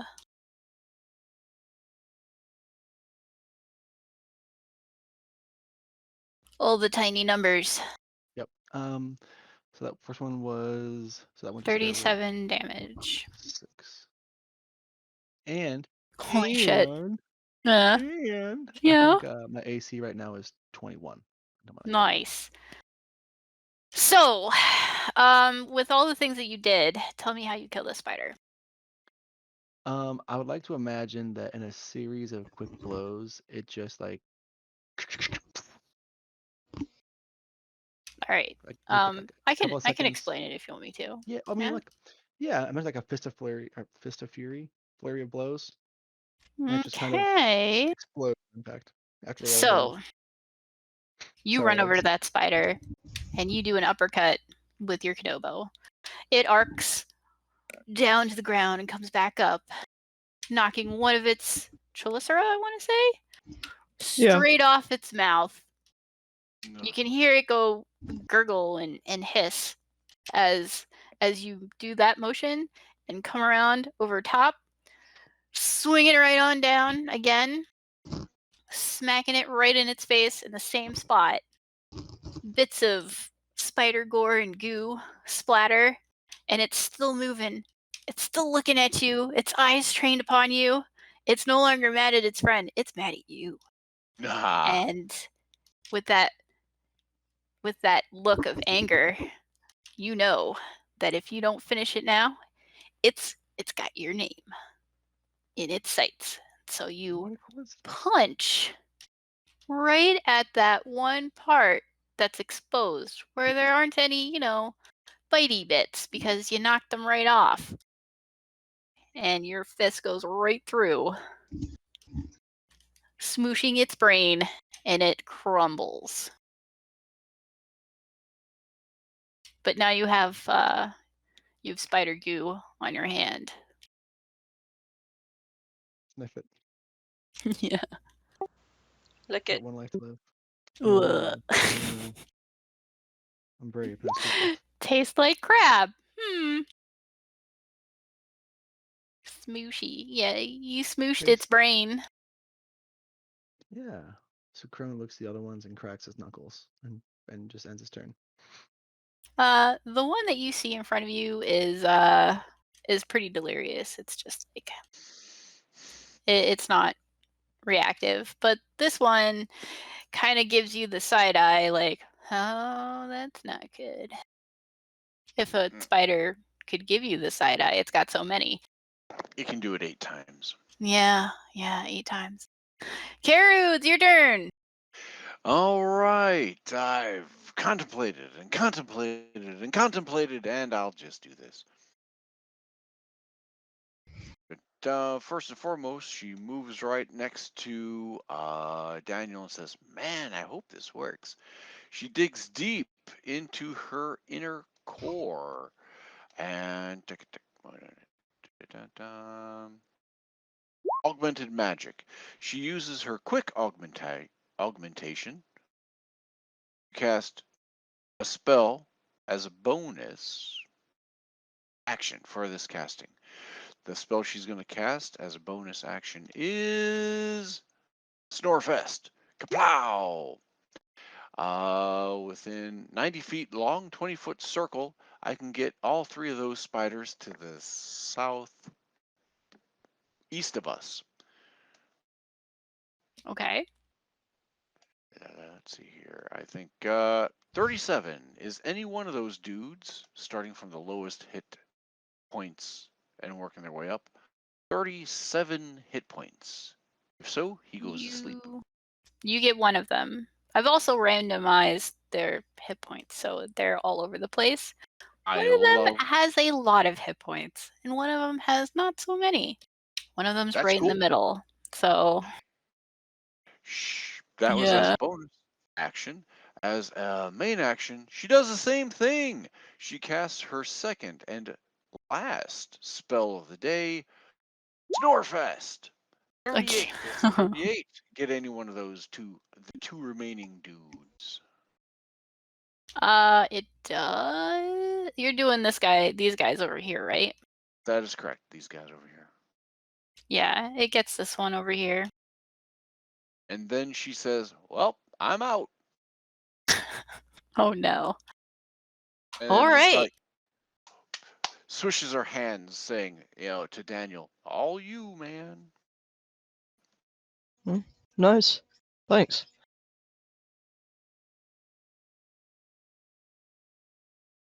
And done. Alrighty. You're not moving? Nope. She's slightly behind Daniel, but doesn't really look like she's behind Daniel. To say the least, something's gonna attack him first, so she's fine. Alrighty. It is now Crow's turn. He swoops, because, flying. And, yeah. Swoops over to, I think, here. And he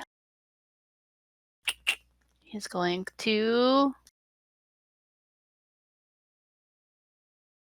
That's not going to work. I'm going to use his Swift Strike first, so he does an extra attack. He's going to Katana. Get close enough to Katana him, which means he pretty much lands on the ground now. He's not up in the air. Kapow. That misses. Kapow. That super misses.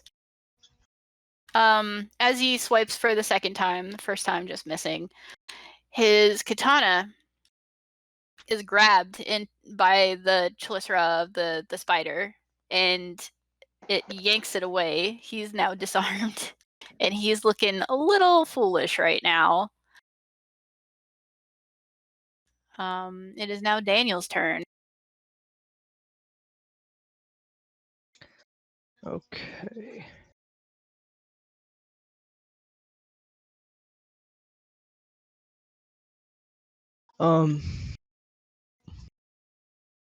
Let's see. I've engaged the my abilities. So I've got the glacial enhancement on my blade and on myself, and also the blade that's attached to the shield.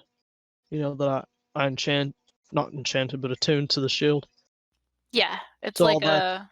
I'm just making sure it's here on paper that's all active. Okie dokie. Okay, 5, 10, 15, 20, 25, 30. I'm going to run straight up to this spider. And I'm going to do a couple things here. I'm going to do Kami Strike at second level. Alrighty. Not that one. I'm going to do True Strike.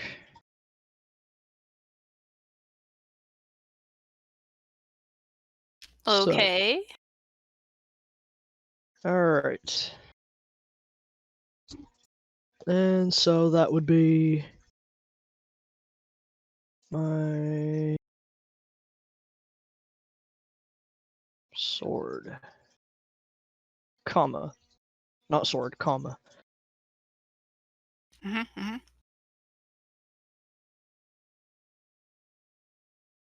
So it'd be 22. Yeah. So you do 4 slashing damage. Your comma arcs down and slashes across its main girthy area there. Okay. And then you have more. Yep. Mm-hmm. So that's 2d4 for my shield and my glacial enhancement. Right. So 6. as your comma slices through part of it, you can see icicles forming around the wound, and then a seeping sort of miasma coming out of it as well. Okay. And then you do your Kami. You have to roll for your Kami strike. Oh, I do? Yep.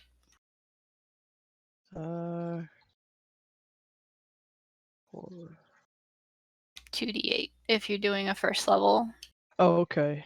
I was just sitting here like, wait, do I have to roll to hit? Okay. So it's a second level, so that'll be 3d8. Mm-hmm. 17. Nice. So that makes it 27 damage. It is still alive. Oh, and I almost forgot. You have another attack. Yep. I have to go back and fix that sheet there. Okay, extra attack. Would that just be my comma attack or? Mm-hmm. Alright. And I add the d4s? It does not hit. Oh, okay, right. You swing again, but unfortunately, one of its legs gets in the way, and it parries. It hisses at you as you finish your turn, I assume? Yeah. Alright, Kailunt, you're up. Get going. Kailunt is going to run up behind Granny Kiru, who makes a most excellent meat shield, especially when she stands 7 foot tall. She's a big granny. She's tall, yes. Yeah. And I'm going to spell a chromatic orb. I'm going to choose fire. Oh, all right.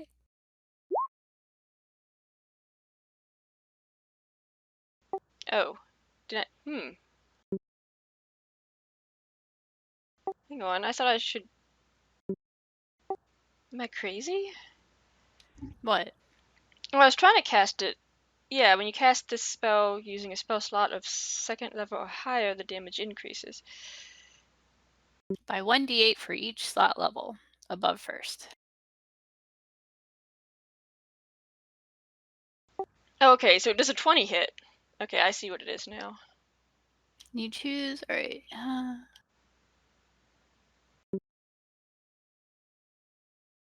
Range spell attack. Yes. The one 20 does hit. The one by Daniel first. Right. And you said fire? Yes. Wow. Wow. 8 and 14. Let me think here. 22. And since it's vulnerable, it's actually 42. You hear horrible screams coming from this spider as it's being burned, literally burned alive. It seems highly flammable. It's spinning itself around in circles as it's screaming, and it finally just collapses, completely on fire, charred to a cinder. Smells like Congrats. Most excellent. It smells bad. I'm hoping I can't smell it from over here. Sorry, Daniel. And also on the one near Crow. Also Oh, that fire. hits. Does also hit. Ooh, a lot of damage. Oh, so let's see here. 28 damage times 2. This one, you see a very similar effect happen. The whole spider is absolutely on fire. Screams echo through the canyon as it drops, its legs twitching and curling up under it. Jesus. Kill it with fire! Yep. And that will end my turn. All right, legs. Well, everybody else is kind of incapacitated, right? Yeah, I mean, you got 2 sleepy spiders, and then you've got one that will attack any target it sees. Which it only Oh, sees so our this 2 one- guys at the moment, so. Yeah, Oh, its okay. friends are So- dead now.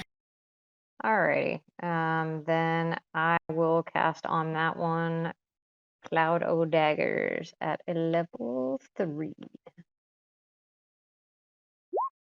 Stop being stupid, computer. Alrighty. So, that is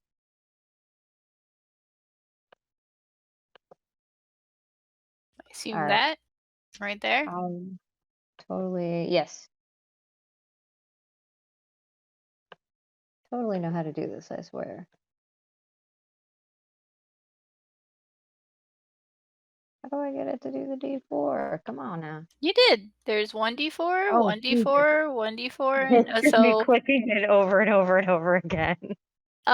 you roll 4d4 slashing damage when it enters on. the spell. Hold on.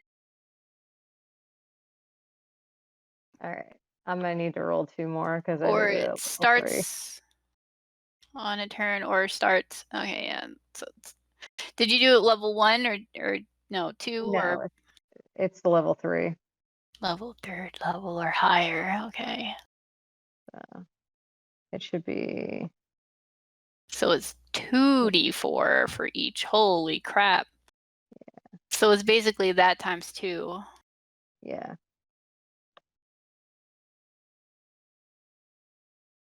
I need to calculate those out. We got 4, 4, 8. That's 12 currently. 12 total Yeah. damage. 24.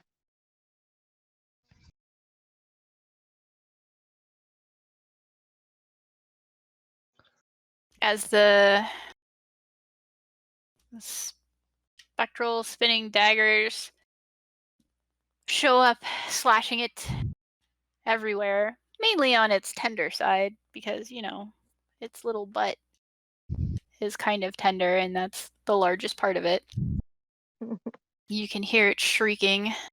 So many spider screams are echoing through the canyon. Are you gonna move? Or hold on, wait. You have a range of 60 feet on that spell, so you actually need to get closer, I think. Really? I checked it out. Yeah, you need to get shit. 10, Yeah. 10 feet Well, closer, like, or one actually. Get to the no snapping. That's what I need. Really? Why roll 20? There, or yeah, pretty much like that square. The tents are in the way. You do that square, that square, that square. There we And are. yeah, perfect. There we go. Fantastic. Anything So that is else? it for me. All right, cool. Spiders. One is snorefesting. However, the screams have attracted more spiders. Oh my god. No. Yeah, we're out.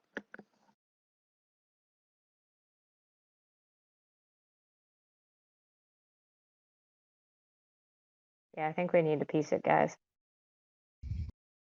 3 spiders from the other side show up, and you hear something much larger off in the distance shriek angrily. You're not sure what it is.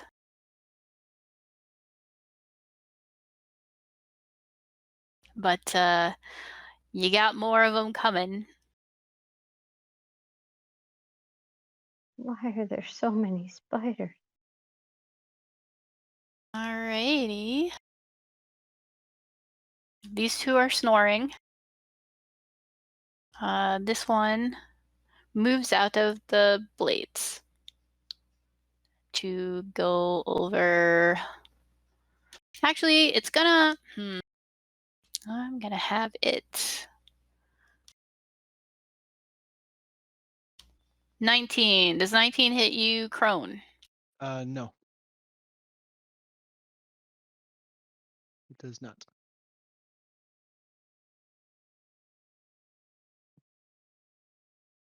This spider, heavily wounded, goes back up onto the canyon part. Right. A creature takes 44 slashing damage when it enters the spell area for the first time on a turn or starts its turn there. Yeah, okay. So it took that damage when it started its turn there. Boom. It's done its one action. These guys are going to move.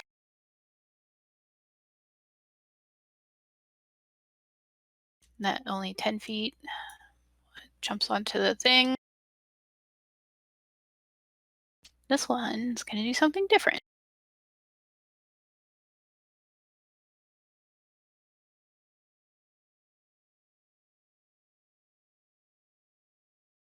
All right.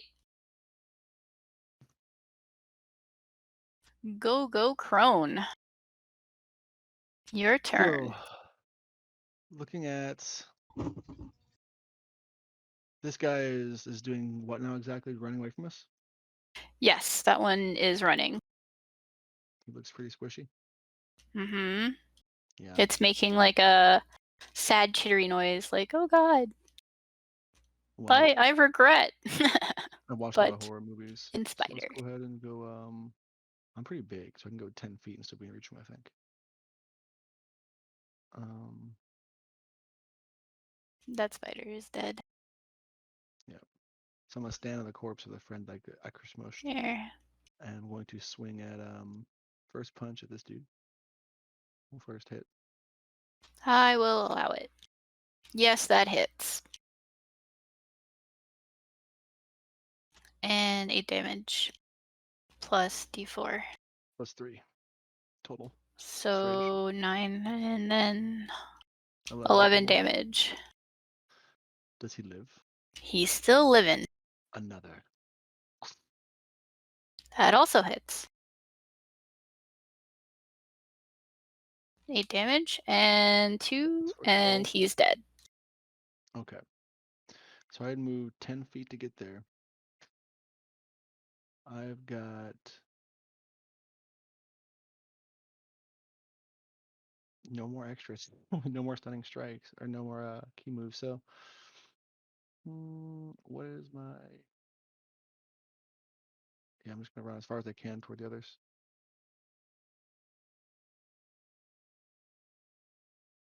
My movement is 40. Derp, 25 feet. I am just under this tree, Sounds good. and I am looking this direction. I'm done. All right. You finish your turn under the tree after having squished the other spider, Yes. smashing in part of it by just reaching it at the close edge. Smashing. No. Karu, your turn. All right, as a free action, she shouts out at Daniel, "We're taking your advice. We're packing up. Let's go. Let's go. Let's go." She runs to her tent. Past Vanth. By the way, high fives, Vanth. She's very hot. Ha ha ha ha ha. High fives back. 25 feet, runs into her tent at 30 feet and starts packing up as best she can. She's using her full action at That's smart. unsnapping the tent things, getting up anything valuable. She had a lot of cutlery and cookery and stuff like that. Packing up, packing up, packing up. End of her turn. Okay, it will take you another turn to pack up your tent completely. Cool. In as fast as you're going, but it's still going to take 2 turns. Because I think you're basically throwing everything in together, Everything. tying it all sleeping up bag. and like grabbing Yep. it. Yeah. Yep. No rhyme or reason, just doing it. Free action, shouting, "Let's go, let's go, let's go, let's go." Gotcha. All right, Crow picks up his katana again. Looks a little sheepish from having dropped it. And comes back over. Starts packing up whose ever tent this is. Because he's listening to you. Daniel, what do you do?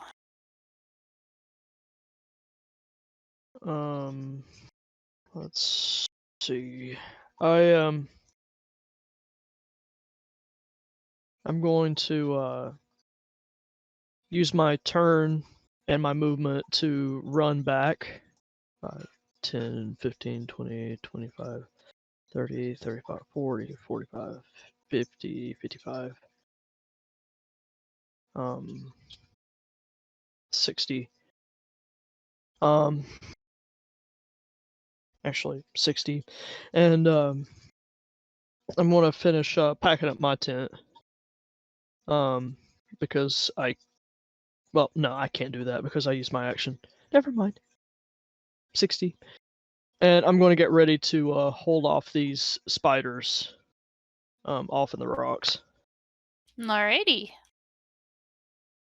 Kailunt, what are you doing? How high up is ship faced? 5 feet Alright. off the ground.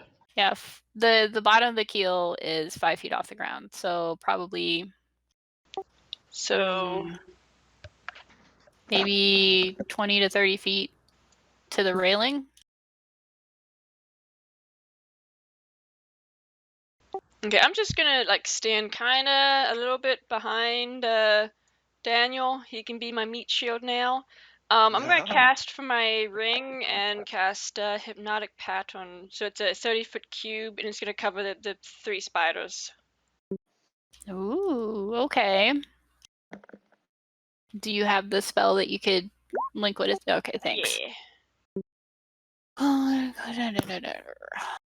Wisdom saving throw.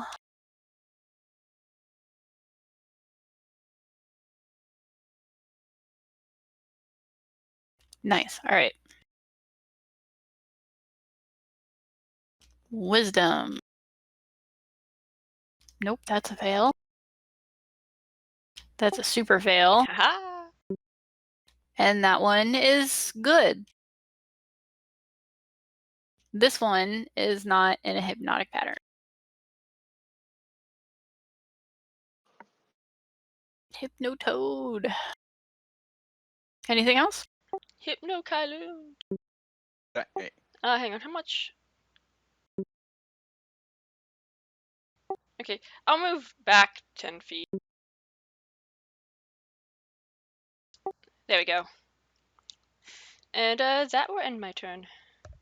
Alrighty. Leg. You're up. All right. So this one right here is not hypnotized. It is right? not. Okay. Coolsies. I am going to cast Cloud of Daggers again at a level 2. And hopefully I can get the roll 20 doohickey to work this time. That is 4 and roll. Yes. There it is. It did it. 10 Okay. damage. Let me draw a shape.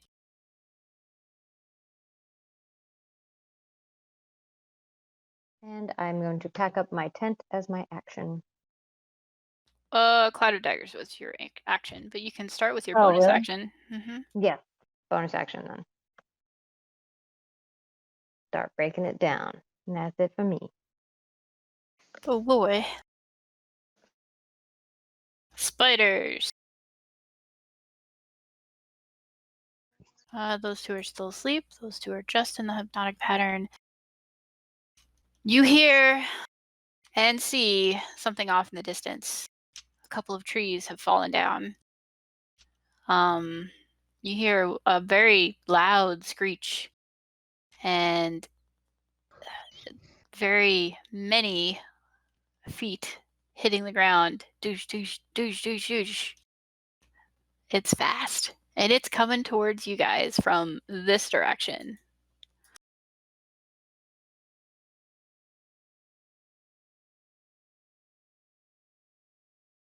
Oh boy.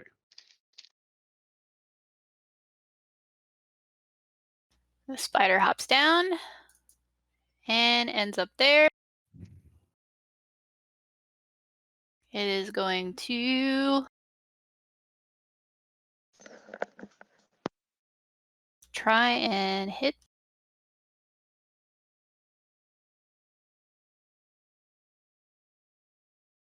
It's gonna try to hit Kailoot. But it Oh can god, why? yeah, it's gonna shoot the web. Does a 15 hit you? You know what? I forget. Wait a minute. I should not have closed my character sheet. I do it all the time, don't worry about it. I think it's D. I think I'm. What is happening? Oh god, it didn't want to load. Yeah, I am. Oh my god, I forget where to look. Yeah, my AC's 12. Oh, yeah, it does hit then. The target is restrained by poison webbing. If a character ends its turn still in the web, they will take 3 poison damage unless they are resistant or immune to poison damage. As an action, the restrained target can make a DC 10 strength check, bursting the webbing on a success during their turn. The webbing can also be attacked and destroyed by others, has an AC of 10 and HP of 5. It is immune to poison damage. You are restrained. You cannot move from that location. And the web is stuck to you right now. Ew. If you have your next turn and you're not free of the web, you will take 3 damage from the poison. Crone, your turn. Measuring. Let me. I'm trying to see what my little Misty Step move is called.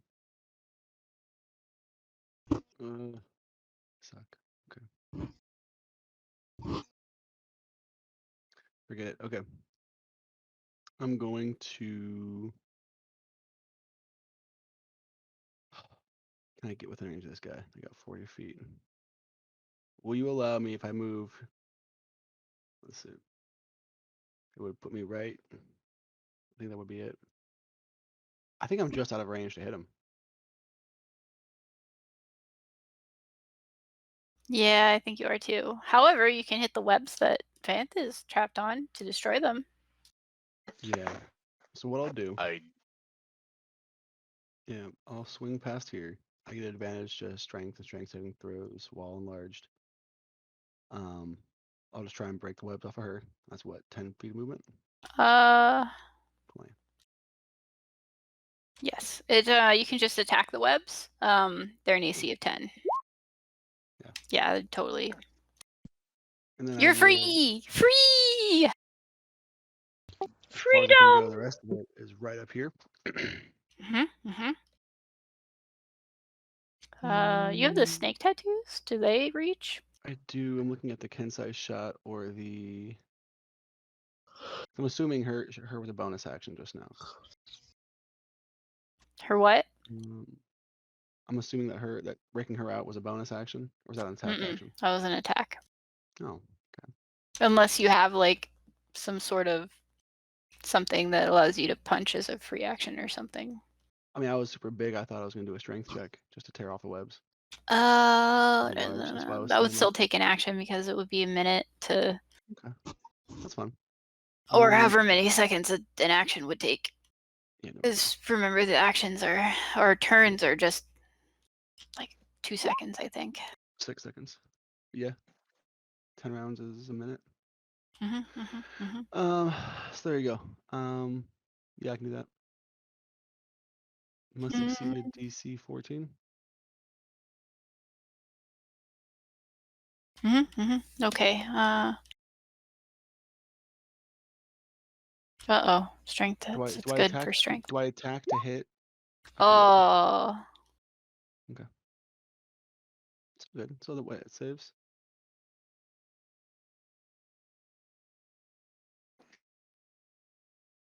Lame. Sorry about that. We're good. I'm just posting up there then. I'm waiting. It was extra attack anyway. Karu! Are you still packing up your tent? Russell? Calvera? Oh, I was on mute. Okay. She is still packing up her tent. As a free action, she shouts out to.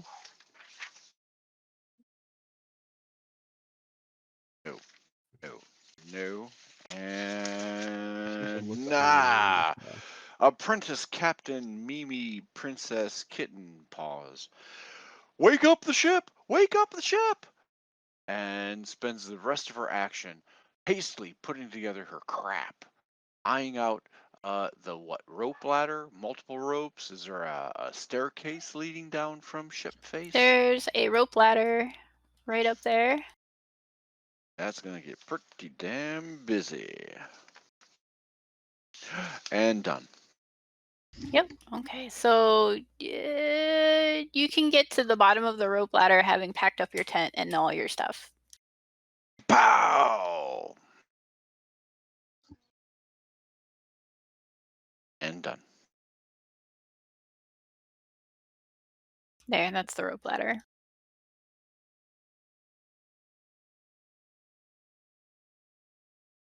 Yes.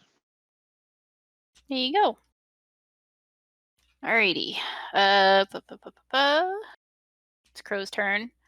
He packs up his, or whoever's tent this is, as he just grabbed whatever, shoved it all into the tent itself and used the tent as like a bag. Grabbed the poles and leaps it up onto the deck potentially. Hold on.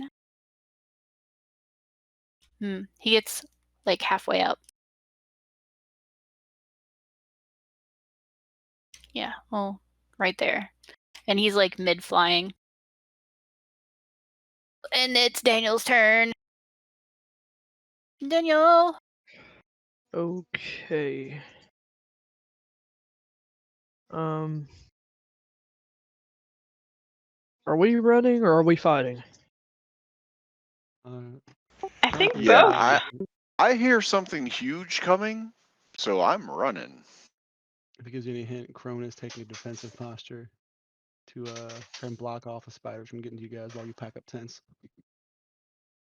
Yeah, I figured probably Daniel was probably doing something similar. Yeah. Okay. I'm gonna move up. 5, 10, 15, 20. 25.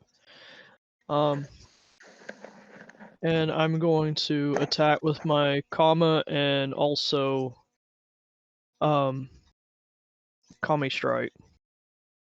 On my next melee that hits.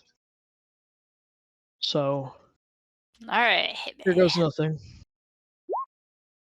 Nope. No. I get another attack.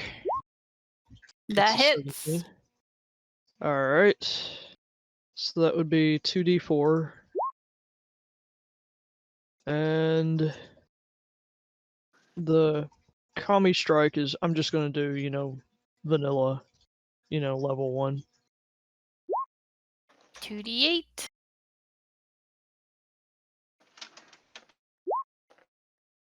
11. 21 damage. Oh, he's so close to dead. Mwah! So close. The little, well, he's not little. The spider screams in a hissy shriek.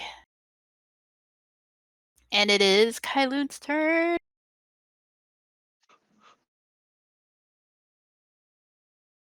Kailoot. I'm here. I'm gonna cast a firebolt over my shoulder as I'm moving to pack up this tent. Does a 13 hit? Let me check.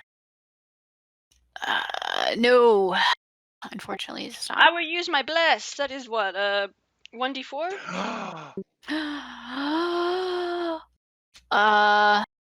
That is pretty cool. Also gasping for dramatic effect. It's a 1d4, right? Whenever your target makes an attack roll or a saving throw before a spell ends, the target can roll a d4. Yes. Ah, Yes. 16 now. Yeah, that hits. Woohoo! Hashtag blessed. 6 plus 8 fire damage. No, wait, no, it's just 6, right? It's 6 Yeah, doubled because it's fire. So it does 12 damage. And as the other ones had died via fire, this one too panics, running around in circles as it's now on fire, shrieking, and eventually falling, its legs curling up under it. It is dead. Yay.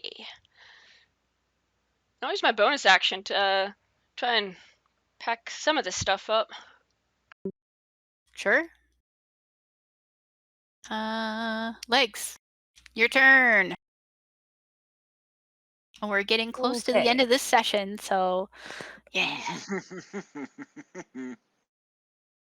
Where else do we have spiders that are attacking? Currently, there's No 2 one? that are asleep and 2 that are hypnoed for a total That's of it? 1 minute, so they'll wake up after 10 turns. And I think it's only been like 5 turns? Well, then I'm packing up the rest of my tent here, and I'm I think it's been like 2 trucking. since I hypnotized them. That one, yes, for the hypnotized. For the sleepy boys over there. Ah, Not so gotcha. much. Half minute. Yeah. Okay. All right. I'm going to pack my tent up and load it onto the ship. Let's see here. Map layer. Tent. You are not on this ship yet. That would be too much action. But Okay. you're close. Yeah. Spiders. Spider's turn. Sleep and hypnode. However, the noise, the rampaging legs, they burst through. Trees felled in its wake. As where the heck is that? Oh, so many layers, you My know. mother suddenly I know. Biggest spider Plop appears. Fantastic. It roars and shrieks, and you hear it go, "My babies."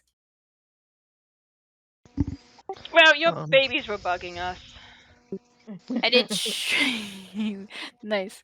It shrieks again, and it's got some helpers. You know what? I think we can buy more tents. Yeah. Yeah.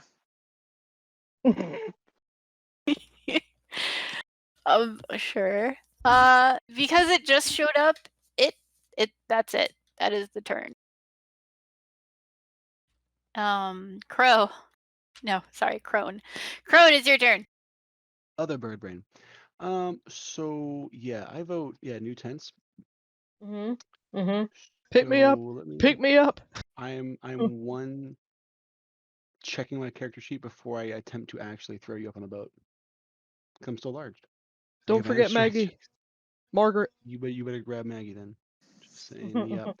Looks like Crone sees that, looks to Daniel and goes up. Uppies. I need uppies. Yeah. I am going to. I'm still raged. I have bless. I have gin inspiration. I have a lot of things I'm able to use here. I think I'm gonna use all my oomph to hurl Daniel up onto that ship. Is that 20, 30 feet? You said. It would be 30 feet total if you're going from the ground up to clear the railing and everything else. And Crone's already. He was 7 feet, and then his size was doubled. So he's probably about what? 14-ish. Yeah. He's halfway up there. He's not. He's gonna try and launch Daniel up there. Well, give me an athletics check. And Can I help him by sending good vibes? I wish you would. you have advantage on your strength checks, right? Oh my gosh, I do. Yeah. And Daniel, you're gonna need an acrobatics check so that you can land without hurting yourself. Would a higher roll of mine help him? No, you have advantage. You rolled a 19. Okay. You don't hurt yourself, but you do not land gracefully onto the deck of the boat. No, I imagine I'm ass over tea kettle until I hit a mast. And Maggie flies over here and rolls all the way to the mast pole, hitting it. Of course, it does no damage, but she acts as though it cracked her head open, right? Because that's what she would do. I would voice it, but I have someone sleeping next to me. That's fine.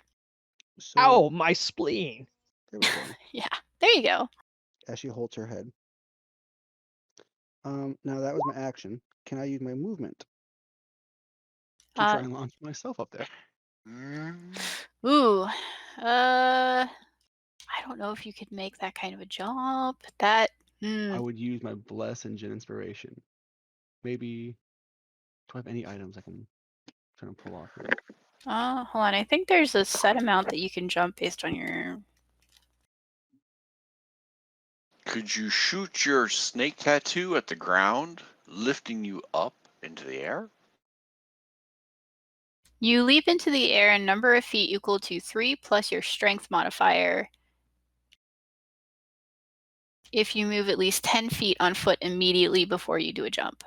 It ain't very good there. So, okay. When you make a standing high jump, you can jump only half that distance. Either way, each foot you clear on the jump costs a foot of movement. Wait a minute, there's ropes. Yeah. Yeah, you can climb up the ropes.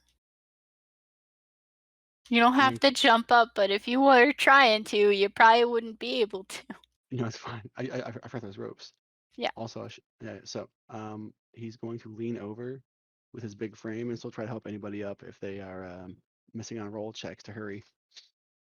While he is instructing the cat, Miss Mittens, to say wonderful, nice things to the ship in advance. Alrighty. And then I have a turn. Karu, it's your turn. All right. Is Crow on the ground? He's midair because he's flying up to the deck. All right. She starts climbing up the ladder. She Mhm. gets to him, puts her hand right on his face and say, "Old women first!" She pushes him off to the side and jumps up on deck. Kaplow, carrying what appears to be a huge tent, clanking supply of cookery and cooking ware. If she has any movement left, she's going to come over to the cat and whisper gently in her ear, "Please get this ship all ready to go, little kitty bitty." barely containing the fear and the scaredness, which is turning into anger at the fact that we're about to be attacked by this huge, gargantuan spider monster. Okay. Right. All right. Okay. So, Crow lands on deck. Right there. Plops down the tent and the stuff. Mittens is petting the wheel going, "Oh, perfectly good ship. Can you please move soon? Fast. I don't know. Let's go. You can do it, ship." Karu's standing over going, "Do deep put." Yeah. Okay. All right. Daniel, it's your turn. Karu was our Squidward. Let me see. How far does frostbite go?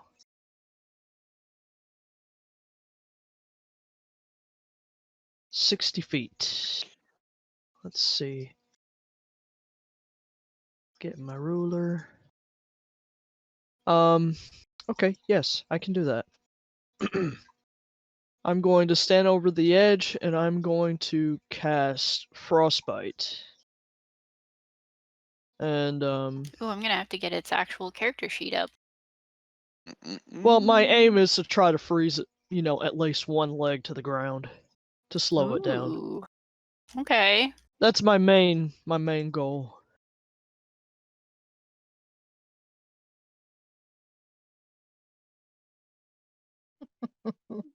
Crone's got options like that, but they're melee range. So, last ditch. Nope. Yeah. As you shoot that frostbite, it lands on the tip of its spider leg. This one. It looks at its leg, lifting it up off the ground, the whole ground coming with it, and as it lifts it up more, the ground falls and the ice breaks. It flicks its little leg off and looks at you, Daniel. It seems to be thinking, "How dare you?" Not cool. Yeah, not cool, man. Not cool. Kind of chill. Anything else? No, I think that's it. Let me see. Let me make sure I don't have a bonus action here. Nope. All right, carry on. All right. It is 11. Do you guys want to do the last 2 turns before the spider's turn, or? I say, yeah, let's try and escape real quick. Yep, Yeah. let's Alright. escape. I'm cutting it close, but Okay. it's worth it. Kyloot, your turn. Okay. I am going to look to Legs and say, Legs, spider form, to me, now. And I would like to hold my action till Legs climbs on me as a little spider. So you're gonna drag the tent stuff that she packed up. Oh! I didn't know she was holding a tent. I was Three going to tents. try and Misty Step her up to the ship. I You mean, can all of that would work. move. You can move I don't- to her. That's true. You can move to her and just Action. grab Misty her Step. stuff, and that would be because you're saying what you're doing, right? So basically, you can say, when she turns into a spider, I want to move to her and then cast Misty Step after grabbing her and the stuff. Can Misty Step take the stuff? I mean, usually. It doesn't say it can't. It says unoccupied space around it. I mean, So I always vote with the teleport DM here. rules and whatever combination of does not hurt the party. I think it's a great idea, personally. Yeah, that's pretty creative. If it Misty Steps your clothes, I don't see why it wouldn't, Misty Step everything else you're touching. Yeah, Yeah. your regular gear. Yeah, what Like if your I wear backpack and gold, stuff. gold Yeah, coin how far up for is it warrant? to the ship? About 30 feet. Vertical. This says that it's not supposed to teleport other creatures besides yourself. However, Yeah, if she was a tiny spider in my clothes. if you're a small spider, what I'm going to say is you can spider, shoot web, have her Misty Step, and then springboard yourself back onto the ship. Boom. There you go. The workaround. What about this, guys? What about this? As a free action, Kyloon grabs the rope ladder, runs over to Legs. Legs turns into a spider. Kyloon hooks the rope ladder onto what Legs has made into a bundle.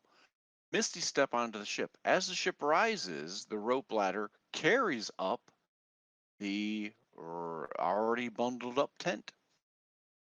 Well, the Misty Step will take the bundled up tent. It just won't Oh, that's take the spider because it's another creature. Poopers. However, if she attaches herself to Kyloont with webbing, Yeah, then Then the it webbing works. will spring me up. Yeah. yeah. So we'll do Nice. that. Okay, yeah, let's do that then. Yay, teamwork! All right. So while this happens, you've called your action out. Legs, it's your turn. I make myself into a spider and shoot some web onto Kyloot. Alrighty. Just to make sure it's not like a super duper fail, can you give me a ranged attack? If you tell me how. Okay. Do I What just is roll a your D20? dexterity modifier, or just your dex? Any of it? My dexterity is 16. My modifier is 17. My modifier is 3. Okay. So it's 20 plus 3. So roll a 1d20 plus 3. Okay. Change this. With advantage, so roll twice. You can do it. D20 plus 3. Roll and roll. Roll again. I pressed it twice. Oh, there it goes. Oh, There there it it goes. With advantage, you roll an 18. An 18 surpasses her AC. You manage to hook her. So all that stuff happens. She missed these steps onto the boat, and you are slingshotted. Give me an acrobatics roll. Oh, damn. I just closed my character sheet. With your dexterity, it's 3. Acrobatics is dexterity, so it's basically rolling a 1d20 plus 3 if you can't get your sheet back up. Unless he was proficient, in which case you'd add 3 more. Oh yeah, unless you're proficient. Do you know if you're Which proficient? her attack, I think if she's never mind. Doesn't matter. What are we doing? Dexterity? It's acrobatics. Acrobatics. That's it. You And can yes, do I it. am proficient. So, acrobatics. What'd it do? Oh, Did it you do got a anything? 24. So you land on top right here and gracefully landing on all 8 legs. Fantastic. Actually, you land on all 6 legs. Your front 2 legs are up in the air just like a gymnast would after doing their routine. Sticking Victory it. pose. Yeah. Sticking it, yeah. So 10-point landing. yep. Roses So- are red, Awesome. farmers have goats. We're all gonna die if we don't move this flying boat. Crow says. Yeah. Get this boat in the air and away. Definitely the Mittens. You can hear Mittens off behind you going, "Yay! That was beautiful!" Clapping. Right. So, with that, Dying is bad. I thought I was a The- fighter. Dear God, oh dear God, don't let us fight this big spider. the boat starts to come off the ground. It moves, lurches. The eyes on the boat look around it, seeing all the spiders. Some of them still on fire, and it doesn't like fire. We know that. Karu is helping it along. Very I got an fast. 18. It is Oh, God. 20 feet up in the air. But we have to stop there because time's up. Yep. What's gonna happen? Do you guys I gotta- escape? I Heck got a yeah, we million do. years I for don't know. Yeah. Did you Alright. see my animal handling roll? Heck yeah. Nice. Yeah. I'm gonna see you guys. Have a good night. See you later, Crone. Night. See you later, Crone. You're sleep. You sound so sleepy. Oh god, Aw. I am daylight savings time. I am all fucked up. Like I keep thinking, Yeah, oh me god, too. it's normally midnight. My dogs want to go to bed because they think it's midnight, and they're like, oh, it's time for bed. Oh no. Yeah. Let us go to an ending screen. Thank you, everyone. Does anyone have anything to plug, Legs? Legs is called out. Oh, What do she you already mean, left. plug legs? Oh no. Oh, don't she plug- did. Don't plug Legs. Aw. She has a podcast. And it's super Um, cool. Yeah. We can't remember the name though. I don't have a link. You know what? I will set that up next time. I will get a link and Service entrance, I think. Yeah, Oh, it's God. I think it is service entrance. Service entrance people. Maybe? I want to say it's that. I'm really mad at myself. I should have got a link. Oh well. Next time. Next time. All right. Thanks, everyone. I hope Yeah. you had fun. Thank you. Mhm. This was fun. Yes. And That daylight savings time is messing me up though. yeah, it's